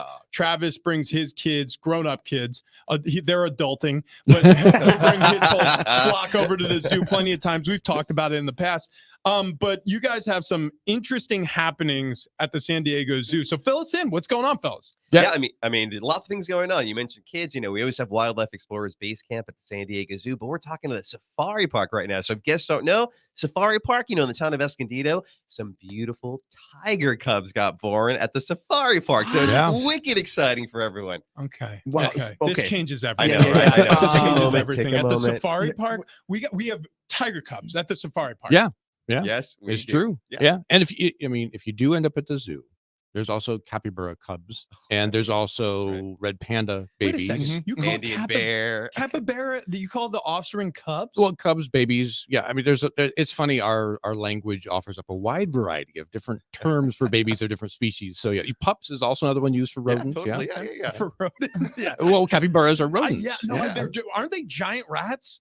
I mean, same they're family. giant. I'm not saying they're like disgusting. I'm just saying they're beautiful giant rats. Yes. They're great. No, they're Capybaras wonderful. have become like the internet's favorite animal. It's true. yeah, It's true. yeah. Yeah. Everyone. My loves son capybaras. There's a TikTok song. I'm not kidding. My 8-year-old It's- talks to me about capybaras like at least twice a week. We have a pretty in-depth conversation. He's like, "Do you know?" I'm like, "No, I didn't know." And you know what? Honestly, I hate to break it to you, kid. Unless you work with Marco and Rick, that information is not going to be all that important to your life. But right now, dude, he's like, "Listen, we need to really batten down the hatches on capybara facts." I mean, it's his world. It's super trendy right now. on and, TikTok, I and, well, think, and too. there's a lot of really cool facts. There You know, I are. mean, and that's what keeps Marco and I employed. You know, we host Amazing Wildlife, the podcast, because Right. there's so many cool facts Um, about all these different animals. Exactly. Do you Yeah. guys babysit? It sounds like We could do a tour. Yeah, you know, you there's know. a way you go to the website, you can sign up for a tour. I recommend you're playing. avoiding the question, Rick. And, listen, Mark, I want you guys to watch my kid, and I want to go I feel tour you, the I feel safari you. park Right. myself. You know, best case, you can play Amazing Wildlife. You know, our dulcet tones are on it. You know, Right? you could probably learn something I've about some listened to your wildlife. podcast, by the way. It's Oh, awesome. thanks. Yeah, Yeah, you guys do Season great. 2 coming out. now. Yeah, it's out. It's Yeah, out and we're- about. You know, a yeah. lot of fun episodes. We're in the middle of it, Yeah, yeah. exactly. You know, we're mentioning the tiger cubs. There's a really great tiger episode with one of our wildlife care specialists at the safari park. So it's called Tiger Trail, by the way, in case guests don't know. This is where our Sumatran tigers are at. And it's really important for conservation, especially. We haven't had tiger cubs born at the safari park for years now. About 37 cubs have been born at the safari park. And Wow. I mean, you guys Wow. know we're all about conservation. These tigers in the wild, 400 to 600 left in the wild. Can you imagine that, right? Jeez. But don't worry, because guests, they can be part of these conservation efforts. Come at the park, and eventually you're going to see Mama Diana with her cubs. They're Rick, about 8 weeks, I think. Today I was doing we're the close math. to close to 8 Right, weeks. Yeah. And that's one thing too. You know, sure you're in the office right now or you're heading to work right now, you can go to our website, sdzwa.org, or just type in San Diego Zoo into Google and you go to our cams. You can see the tigers. You can see the red pandas. You can see cool. the elephants. Mm, and so even if you're at work, you can have that window open on your screen and keep an eye on the kids at the zoo, right? Nice. I'm always on Condor Cam myself. I'm all about it. Yeah. Condors are Oh, yeah, they're fascinating. great. They're Yeah. wicked. Marco, you said there's only a few hundred of these tigers left in the world. Yeah. Why? What is going on that they're so endangered? Well, lots going on. There's that human to wildlife conflict out in Southeast Asia, in particular with the Sumatran tigers. That area, too, a lot of logging being done. And, I was thinking because I went to the store the other day and I saw a lot of Halloween stuff up and about already. And it made me think about palm oil because that's a main contributor to tiger population. In case your listeners don't know, this is procured this oil from palm nuts from a certain tree out there in the wild, and you gotta cut these trees down to grab it. So it really decimates a lot of the population, the habitat for tigers out there. Yeah, I know a little bit about that Yeah. because they deforest areas and then they it's almost like crops out here in the Midwest. They'll Yeah. like plant all these palms Mhm. and then they grow to full maturation and then they'll harvest them for the palm oil like you were talking about. And so they'll knock down the indigenous habitats for these Sumatran tigers or what other wildlife are out there. And they don't want them on those properties because they'll kill the workers. And it's sad, man. That's actually interesting. Like, how much does business affect wildlife? Like, is that something that's happening all over the globe, or is it just in hot spots around the globe? Is it a huge problem? Is it a smaller problem?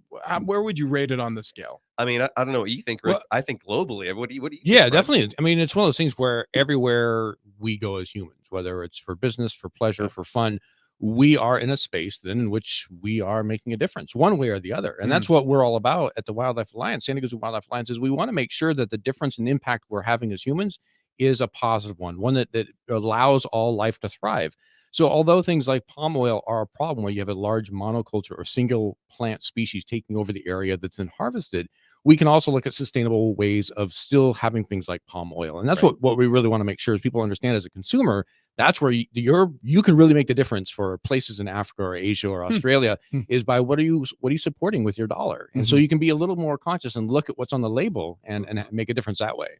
What's besides the Cubs? What other happenings are at the safari park? You got some other big things coming up? I mean, some big things Big coming up a few things. years. Big I mean, things. I'm Yeah. sure, there's this big gray animal with a big long nose, elephant, maybe you heard of before, right? Have you heard of this? I was going to say capybara again. I Way mean, off. they're great too. But Elephant Valley Safari Park, it's the largest, most transformative project we got going on right now. So in a few years, we can't wait to showcase this brand new habitat for our elephants. It's going to bring guests to our elephants that closer than ever before. It's going to really inspire them in our conservation efforts. It's going to be amazing. And one of the big things about elephants too, no pun intended, or maybe it was, I don't know. But one of the big things about elephants really is that I think people can go to the zoo or safari park and appreciate them. But what's going to happen in Elephant Valley is you're going to learn more about how they really work within the ecosystem and why their ecosystem health is important to all of us. So it's really, like Marco said, a way to inspire people, get people excited, get them closer to these wonderful, amazing animals. And it's an opportunity that really hasn't been available at Safari Park at this level before. So when this opens in a couple of years, it's going to be a whole new game out there. I know you guys got to scram, so I just want to quickly just cover all the bases. Get to the Safari Park. There are tiger cubs. That's incredible. We got the live cams up right now, so you look can at the check penguins. those up. Yeah, We got the penguins. penguins on the screen. Ben Fletcher set that up for us, and also The tigers were napping. Thank you, sir. As they do. Listen to the Amazing Wildlife podcast. It's a San Diego Zoo podcast. It's distributed by iHeartRadio. If you don't have the free iHeartRadio app, download it. Listen to Amazing Wildlife with Marco and Rick. They work at the zoo. They work at the safari park. Can we fit a tiger cub in the box? Yeah. How big are So- tiger cubs currently? Legitimately, it would fit. However, Uh-huh. we're not going to do that. Oh, yeah. We were going to say that too. Yeah. We knew that. Hey, Rick, Marco, thank you guys so much for Thanks, dropping Reds. by. It's Oh, always thank you. fun, and we'll do it again real soon, especially when those elephants get on Yeah, the scene. Yeah, let's absolutely. do it. Yeah. All right, sounds All right. good. Thank Love you it. guys. Thanks, guys. Awesome. Yeah, put her there. Nice to see you again, Marco. Thank you. Thanks, guys. All right. All right. Yeah, you bet. Okay, so we have some breaking news in the NFL that we got to get to. Ben Fletcher just passed along this news. We have Thursday Night Football. You got Chiefs hosting the Lions. Travis Kelce Will hyperextended Eric his knee. Hosmer be an all-star this season? We have breaking news. Yeah. So Travis Kelce hyperextended his knee yesterday in practice. But that's not the end of the story. So yeah, Andy Reid, I think we were right. You were right earlier today when you said Andy Reid may have been over exaggerating things to try to get some stuff on the bulletin board for the Lions to think about. Bone bruise for Travis Kelce. So the swelling is bad. Like it's very swollen knee currently, but they were able to do x-rays and MRIs this morning. No damage done to the ACL, PCL, MCL. There is a bone bruise. He should be able to go. Yeah, but I mean, as far as pain-wise, I would think a bone bruise would last longer than that hyperextended knee. But if the ligaments are fine, less issues for him in the season. So everybody who had fantasy drafts last night where Travis Kelce plummeted, for me, I got him in the second round. That's insane. I am pumping my fist hard this morning because it looks like he's going to be fine. You worked hard last night. I did, dude. I was so sweaty. The funniest text message at the end of the night last night, and we got a lot of funny ones from Ben, but the funniest one is like, guys, I absolutely crushed my draft. We had a fantasy draft tonight, and now I'm exhausted. It was 2.5 hours because we had individual defensive players. And I texted back, you are an effing machine.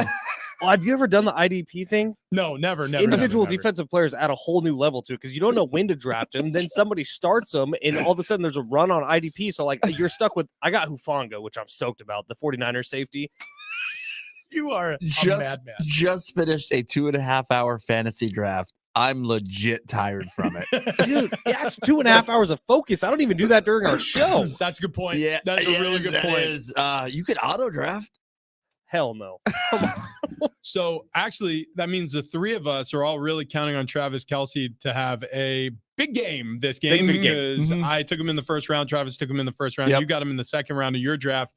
I have another draft. We all three have a draft coming up tonight, the iHeart draft here inside the building. I've got a 5 o'clock draft and an 8 o'clock draft tonight. Oh, I'm going to be exhausted. I mean, exhausted. How are you going to make it? I feel like there's a lot of negative energy coming this way. I want to pump the brakes here for a second. No. You guys talk about your UFOs, and I'm like, oh, I don't care. But I don't say anything. Well, listen, you say a lot of things that we don't care about, and we just want to be honest with you. That's all. Actually, you made fun when you were like, I mean, have you been probed? Have you? Yeah. You said I don't think so. So Travis is an alien. You did say that. How about this? I'm not convinced he's not. Hector Gomez, insider for Major League Baseball, is intimating that Soto and the Padres have ongoing contract extension talks and that potentially the Padres will be able to retain his talents long term. Hector Gomez gets a lot of crap, by the way. Yeah. He's also right about a lot of stuff. He is. He was right about a lot of Fernando Tatis Jr. stuff. Yeah. And he is very in touch with the kind of the Dominican culture around baseball. Yeah. He gets a lot right. Look, look, all these insiders, Bob Nightingale. He gets a lot wrong. Well, yeah, but he gets a lot right too. JP Morosi, wrong and right. Now, if you're right more than you're wrong, you're obviously going to be credited as an insider. And like you said, Hector Gomez very quickly has become one of these guys who we can argue as an insider. He puts out a lot of stuff earlier than a lot of other people put out. Yeah. But he gets a lot right. Yeah. Yeah, but I mean, is this that crazy of a take? No. Yeah, I mean, obviously Padres would like to retain Juan Soto if the price is right. And Juan Soto's been great. Whatever you think of him, like you said earlier today, Fletch, he's been one of the better Padres, if not the best Padre of the season. I'm comfortable with saying he has been the best Padres player on this team this season. Well, you know what? And the more that he's come out and talked, other than his "we give up" line, which really burned me, I like him. I like him. I like him to come out of his shell more. I agree. I agree on its face that he is still one of the better major leaguers. There's no question about it. Having him is a benefit to your statistical proficiencies. There's no question about it. My question with the Padres is, this is right now a culture that's not working. Does Juan Soto have anything to do with that? Because last year it worked and Juan Soto got traded here. So he was brand new on the scene. And I'm not blaming Juan Soto. I want this very clear. I don't know. I'm asking the question. So what's different about this year? Is it Fernando Tatis Jr.? Is that a problem? Like, it didn't seem like it was a problem. Is it Juan Soto? Is that a problem? Is it Xander Bogaerts? Is that a problem? Is it Manny Machado? Are there now too many other big names around this roster? And is Manny having a tough time?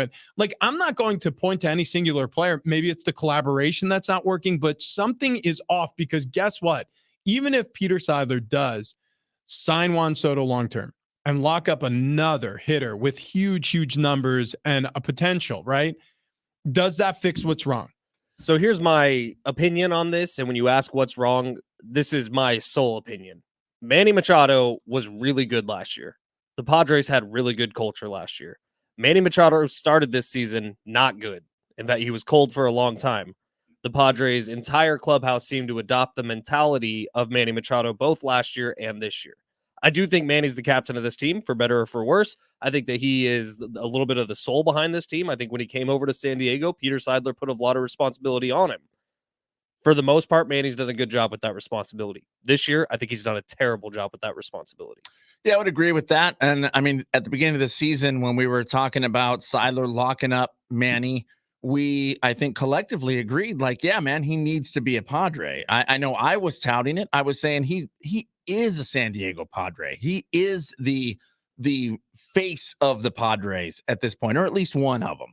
And so, I mean, I'm not going to backtrack and say, oh, he needs to go. I do not believe that at all, but I agree with you. There's something that's been fractured this season, and whether that started out of him having a bad season and he just rolled into not taking that leadership role as serious enough, I don't know. And I don't think any of us know as we sit back and look and try to figure out what the problem is here, but there's definitely a problem. Now, where things might change is if they do go on an absolute tear the rest of the season. If they went 22-0, still miss the playoffs, do we go, well, it's fixed, and now we say, hey, we want to see this same team next season? I don't know. I mean, it's been rough this season. So now Soto is here next year regardless. I don't think Boris will commit to doing a contract earlier unless Peter Seidler blows the doors off with an offer, because I think that Scott Boris knows that whatever Juan Soto does next year will determine his value. The last 2 years don't really matter on all that much. But if it's $440 million, and that's what we suspect and what we were told he was offered by the Nationals, if Peter Seidler offers that to Juan Soto and Scott Boris today, do you think they take it? 440? Yeah, I think they'd be dumb not to. Well, here's the thing, though. You're worth what somebody will pay for you. Right. And so from a potential standpoint, you could, and I mean, I could see this, the potential for Juan Soto to not sign anything, start next season getting paid handsomely, by the way, because he's got a big old salary promised to him next year, and end up having a monster year, and who knows? And Scott Boris will leak out the fact of whatever the term sheet the Padres give him. Scott Boris will put that out there. Yeah, and say, well, they were willing to pay this. It's going to be a bidding war. But is part of that, I mean, does part of you want to see a Juan Soto just absolutely kill it next year without a contract? Or without a new contract, that is. Okay, yes. And here's the reason why. Because I don't care if you, like what the Rams did, for example, F them picks. Yep.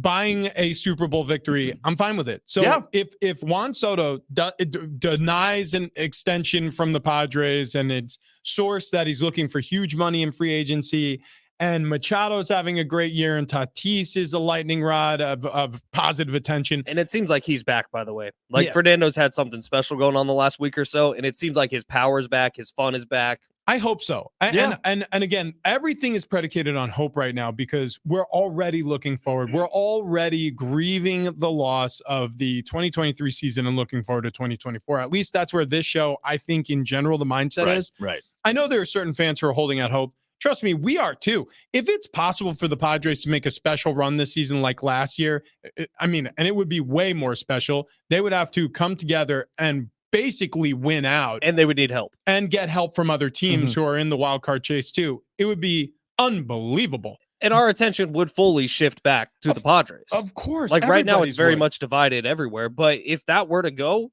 dude, we're back. Yeah, of course. And again, everybody's attention would shift back, because that's what you do as a fan. You say, okay, this is underwhelming. We're hopeful for next year. But if somehow they catch fire, like you said, if it's Tatis, like if all of a sudden he starts muscling baseballs out of the yard in some heroic way, like where it's like, whoa, I mean, another home run. And Machado comes around, and like Soto has come on, and Bogarts, and like you get pitches, or I should say, the rotation has been phenomenal, but you get the back end of this pitching staff to fit the billing where they could make a run. Great. Well, and if you get to maybe 2.5 games out instead of 6.5 games out, maybe Joe Musgrove and Yu Darvish's injuries just kind of go away. All of a sudden, the shoulder and the elbow feel a lot better. Yep. So now here's the flip side of this argument. If this stays 6.5 back, right, and you keep going, and now all of a sudden, instead of 22 games left, which it is right now, there's 11 games left, and you're 6.5 back, probably everyone else is getting shut down too.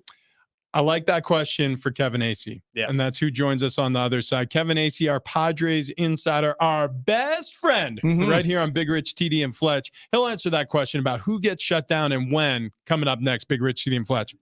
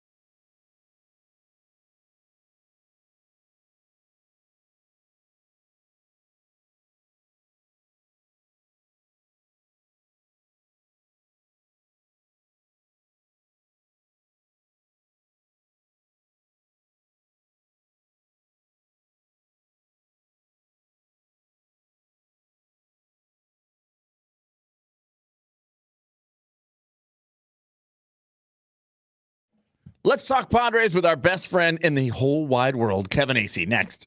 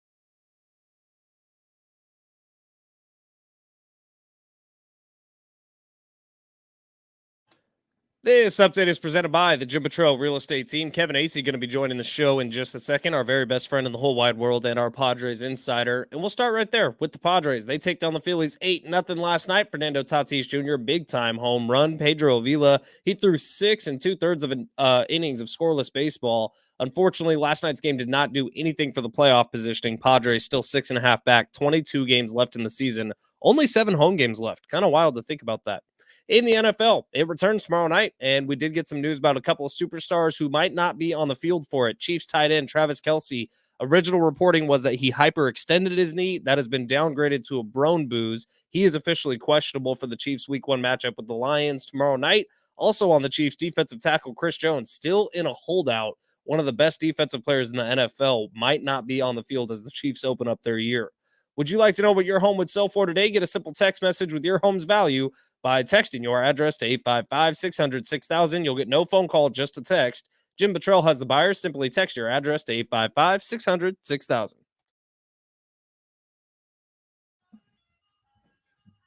We still have a pair of tickets to go see Chevelle at the Cal Coast Credit Union Amphitheater on October 2nd. You can buy tickets and get information at Ticketmaster.com or just keep listening for your chance to win. And something tells me you need to keep listening this segment.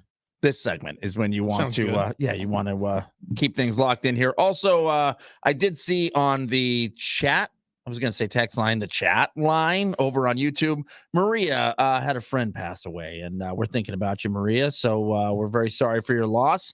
But thank you for listening, and hopefully we can put a smile on your face. Yeah, and if you need a pine box, Travis, he made a pine box today for what's in the box. Gonna need more pine. Gonna need a lot more pine. That's right. No, listen, that's jokes. We're thinking about you, Maria. So thanks for sharing, and hopefully our thoughts go out to the family, obviously. Right. And Paris on the text line there, guest candle during that. Oh, wow. Yeah, we missed it. Okay, yeah, well, here's the deal. Every single Wednesday now, as we hone in this new game show called What's in the Box, we want as much participation as you're willing to give us. So 70470, start your message with team. And I want you to keep that text message line in mind for next week. Yeah. I want you to remember that number. Store it in your phone. We're not going to say it again. Yeah, there's your last opportunity until next Wednesday. No. We love hearing from everybody who listens to this show. Many times we finish and we think to ourselves, what did we just do? It was great, whatever it was. Real good. But one thing we never question, one thing we're always sure of is this. By Kevin Acey on San Diego Sports 760. Brought to you by Hamul Casino. Hamul Casino, fun above all else. Quidel Ortho, changing lives one test at a time. What does that start out with? Bye. I'm not so sure. I guess cool. I guess we're supposed to say, and this visit with Kevin Acey is brought to you, and then Bye. Yeah, I feel like that was loaded incorrectly. Kevin Acey is joining us right now. My guess is he's either on his way or about to be leaving for Petco Park. Kevin, where are you currently? I am in my, I guess we call this the family room. I'm in my family room, but you are correct. Not too long until I leave for Petco Park. I was just getting together, putting all my stuff together. Yep. He's not in bed. That's a win. Hey, Kevin, can you on the veranda, I believe is what he said. Can you drop us a pin? Yeah. If you could, you have our cell phone numbers. It's just send us your exact location and we'll join you wherever you are. So, guys, actually, that's something I wanted to bring up while Kevin's here. Kev, last week I got to talk to you on Friday because I was filling in on the John and Jim show. Did you know John and Jim? Yeah. They don't even ask Kevin how he's doing. They just ask a Padres question to start off. Oh, That's weird. Yeah. He's not their best friend. He's our best friend, or at least we know that he's our best friend. That's right. Yeah. That's right. Yeah. That's right. And he said that he's going to eat steak with us And party. And what's that? And party. And party. Oh, yeah. He also mentioned that there was going to be plenty of drugs. And I'm not sure who's going to be driving this train, but I'm involved. That's all I know. Kevin, wait, the season's over in 22 games, we think. are you going to come in on a Friday after that? Yeah. Good question. On a Friday. What about you know what I was thinking is like a Saturday or maybe like a Sunday afternoon. A Saturday or Sunday afternoon. I mean, that's cool too. Yeah. We could do like a special remote presentation of the Big Yeah. Rich Stadium Fletch show. Or I mean, I guess we could just go out as friends. I mean, I saw the bar in Fletch's office, and I thought that'd be a cool place to hang out. It's not a bad bar. Yeah, it's not a bad bar. That is true. We got a lot going on there. But there's plenty we of were going to booze. go to the Remy too. Well, yeah, that's in addition to. Yeah, you know what? I think we should start here. We just need you for 12 hours, Kevin. Can you promise us 12 hours? We just need 12. We're gonna pregame the Remy. Yeah. Wouldn't be the first time. That's also accurate.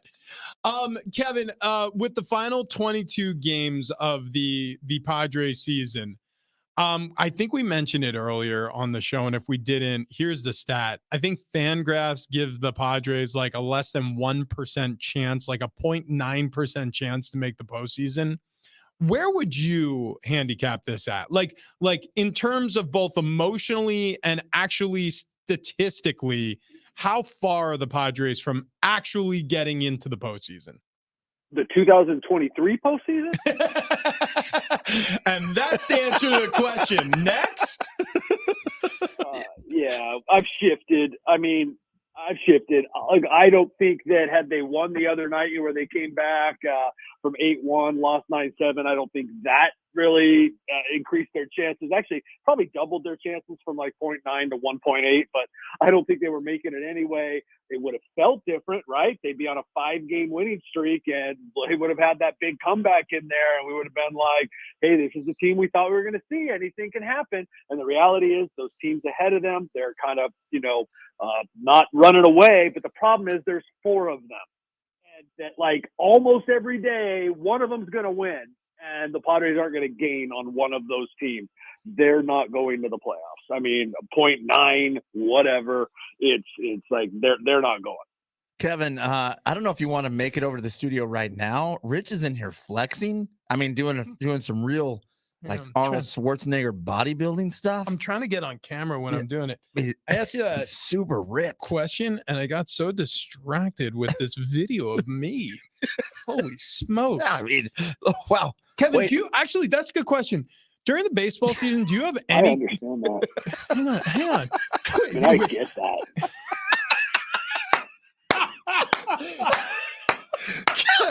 Kev, like, do you get into the gym? Like, are you okay? So you're on the road. He's very slim. He looks good. Yeah. You look healthy. You look like a guy who, is careful about what you eat, or at least work out a little bit. Like, what's a fitness regime for a beat writer for the Padres? It depends on what time of the year. Like, in the off season, I eat incredibly well. Like, I really do. It's much easier to be disciplined. Anybody who travels a lot knows that it's terribly difficult. And I'm also very weak-minded. So once I start to roll, like the first donut, well, I mean, I might as well have another donut today. Mm-hmm. And so once I start to go, and this year I went earlier than most, very disappointing, very, very disappointing. But I think I've mentioned it before. Yeah, by this time of year, actually, just last week, I got back on, like, I haven't had carbs, and that's what the off season looks like. So at the end of the season, I'm back to good, and I'm working out more than, say, 6.5 minutes. It's that I go down to the hotel gym, and it's like I went, and then I turn around and I leave. But beginning of the season, very, very religious about it, because it's a ridiculously difficult life, and I try to keep myself in decent shape. Now, I don't know how good it is to alternate between, hey, I'm eating really well, and I'm eating like I hate myself. I don't know how good that is for the body at 52, but that's what I do. 52. I would not have guessed that. You got a great head of hair for 52. That's not a question. Yeah, great ass. I mean, that's spectacular. It is spectacular. Well, on the I was rear going to end. bring up, I know some of the habits of some of the people who live in the Padres press box like yourself. Like Bernie Wilson has a stack of brownies before the game even starts. Yeah. Mm-hmm. And some of them are Ricky actually, Williams. yeah. Some of them are actually brownies you could share with children. And I'm going to leave that one alone. Kevin, I had a gym membership for like a year one time, and the only reason I went there is because they had a really good smoothie bar. Yeah. Yeah. Do you ever pick up a smoothie from the gym? Yeah, that's a good question. No, because the gym. No, I don't. All I have, because if you like in spring training, different times, you go and you find like the gym has the best deal. And one year there was a gym that had a awesome smoothie bar. And yes, it definitely, no matter what your workout was like, and my workout's pretty good in spring training. But you were like, oh man, I got to get myself an 84-ounce smoothie with 600 grams of sugar. This is going to be so good for me. Yeah. Okay. So I got a question related to smoothies though, really quick. what about the Padres? Well, hang on. It's unbelievable. Every interview with you guys Hang on. is a different ride. We even teased a Padres question Okay, before. I think this will land in a Padres place. Just follow me here. Okay, so say I want to get a smoothie with Juan Soto right here in San Diego. It's good. But Have a smoothie after every game. Yeah. Like say I want to get a smoothie. Everybody knows that. With Juan The soda smoothie. Yeah, soda smoothie. Say I want to get a soda smoothie with Juan after every game, say for the next 10 years, and he's buying. What's the likelihood of that happening? Well, where are you going to be? Because if you're in San Diego, that's going to be tough for you. Okay, so Kevin, is that your prediction? Juan Soto is not going to land any sort of long-term deal with the Padres? I just don't. I don't think so. Does not seem to be trending that way. There might be some differences of opinion inside of the organization. So, and ultimately, like I said, the opinions that matter are Peter Seidler and AJ Preller, but like they feel good about some of the players they've got coming up, and they need to alter sort of the construction of their roster to some extent. They're not under Peter Seidler, not under AJ Preller. Are they going back to the, bottom third payroll? That's just not going to happen. Think about who they already have under contract for a long time. But because of who they have under contract for a long time, because they have rebuilt their farm system, they need to balance it out a little bit. And Juan Soto at, $40 million a year probably is not going to fit. And understand that Xander Bogaerts has a no trade contract or no trade clause. Manny Machado has a no trade clause, and through 2028, Fernando Tatis Jr. has a no trade clause. So I'm not saying they'd want to trade any of those guys. I'm saying they just can't. So, Juan Soto is kind of a guy that they can, and or that also isn't under contract beyond next year. Kevin, Padres going to host a rodeo at Petco Park. Can we go as a group in full Western attire? And I mean full, like Spurs and chaps. You had me until that last part, but I'm not saying it's a deal breaker. I actually want to go to the rodeo. I think rodeo, whatever, cowboys, like legit cowboys are badass.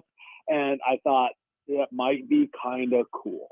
Rich's chaps are assless. I hope that's okay. Every chap is assless. Right, but he doesn't use that. Is jeans. why I was worried. I didn't feel like that it was necessarily a deal breaker until I realized who I was speaking with. And I said, right. This. I mean, I don't know where the nudity will be, but there will be nudity. What if we promise no nudity and it just looks like we've walked off the set of Young Guns 2? Maybe 5% nudity. Yeah, just a little back balls. Is there a Young Guns 2? What? Yeah, there was a Young Guns 2. Come on. You didn't see Young Guns 2?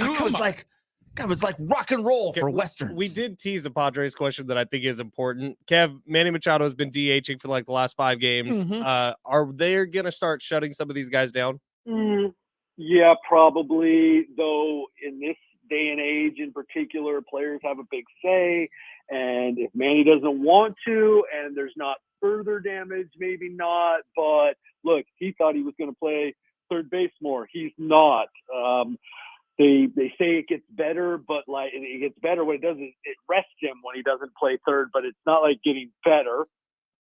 I think it is entirely possible that he doesn't. Now that said, I guess while there's a 0.9, then he'll keep going. And while their performances and their offenses, obviously, it's probably in its best 10-game stretch here of the season. You kind of like almost predictable. He'll keep playing.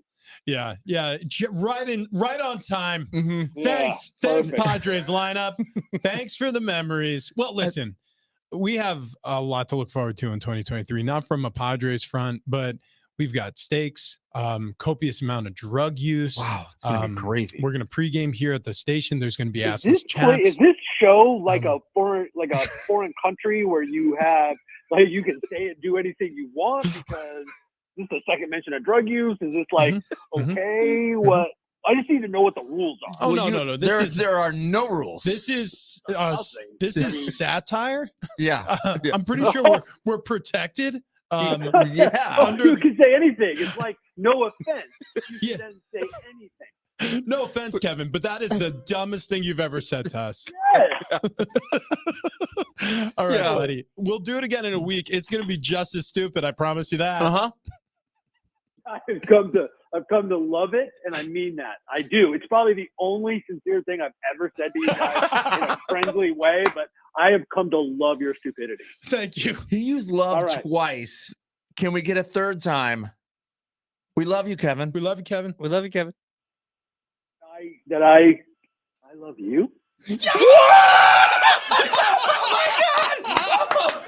It happens. A good day. Wow. Kevin AC on San Diego Sports 760 is brought to you by Hamul Casino. With thousands of slots, table games, and a sports bar voted San Diego's best, Hamul Casino is always a fan favorite. Quidel Ortho is proud to be the official diagnostics partner of the San Diego Padres. Quidel Ortho has been making a difference every day, changing lives one test at a time. That was a big deal. I'm crying.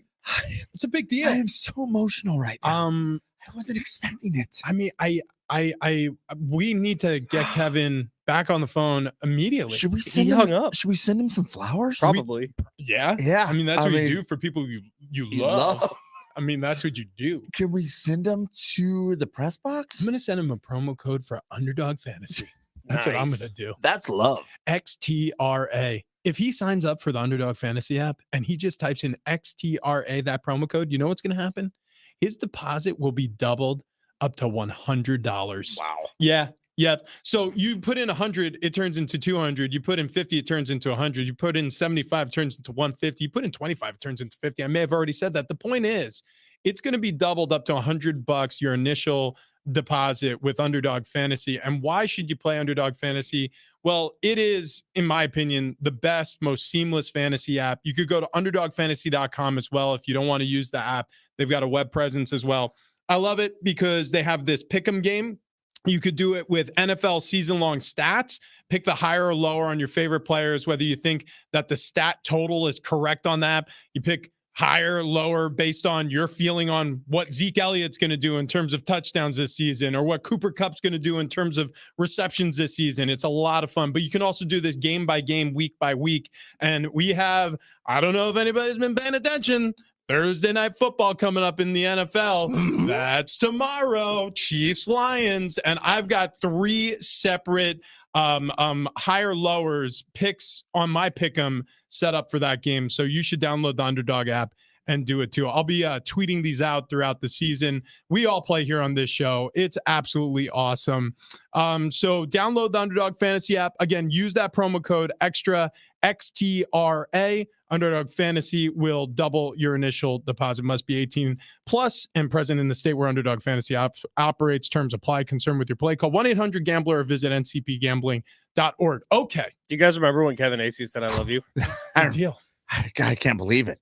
I can't believe it. Do you remember at the start of the segment, I said, hey, you may want to be listening because we have tickets to give away? Oh, yeah. Let's do it right now. 844-570-1360. How many letters are in love?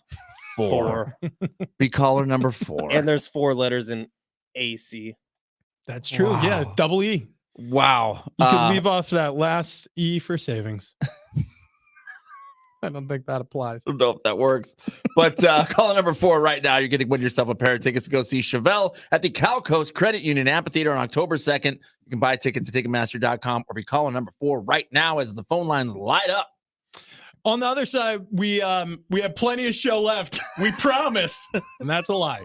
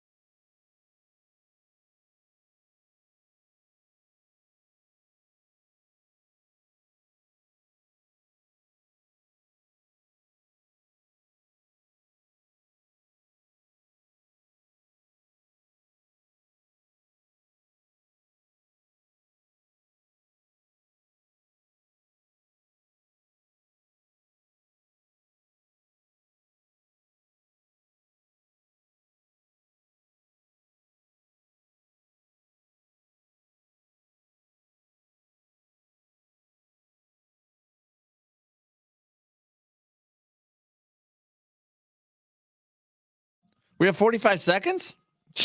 I can do a lot in 45 seconds. Yeah. No problem. Chris Mortensen, Mort Report, he announced his retirement. This will be his last NFL season covering the league. Hell of a career, man. Yeah. Hell of a nose. Yeah, good nose. Mort is, those breaking news, those little things that he passes along throughout the NFL seasons. Broken a lot of stories. Going to hang up the microphone for good. Also, Tom Brady talking about Aaron Rodgers, saying he looks reinvigorated to him. Going to have a great year, he said. That's it. Yeah. Jim Russell's been out of town, right? Yeah. And the Padres are winning? Yeah. Coincidence? I think not. Yeah. He's also been in Philly. Like, he's such an Eagles fan. God, that dude's a fake. Wow. You mean the team that the Padres completely beat down? I said he was an Eagles fan, but I guess Philly's also Phillies fan too. Yeah. He's just a Philadelphia sports fan. Wow. Who do we Thank you, Kevin, who said I love you. Thank you to our guys Marco and Rick over at the San Diego Safari Park. Thank you, Rich. Thank you, Travis. Go check out our podcast on the free iHeartRadio app, Big Rich TD, Fletch, everywhere you can find us on all socials and YouTube. Man, I'm sure glad that we didn't book any more guests today because we knew for sure we're gonna have 3 on the air today. Yeah, we knew that absolutely. It was a fun day today. Tomorrow will be even better. Herd's next.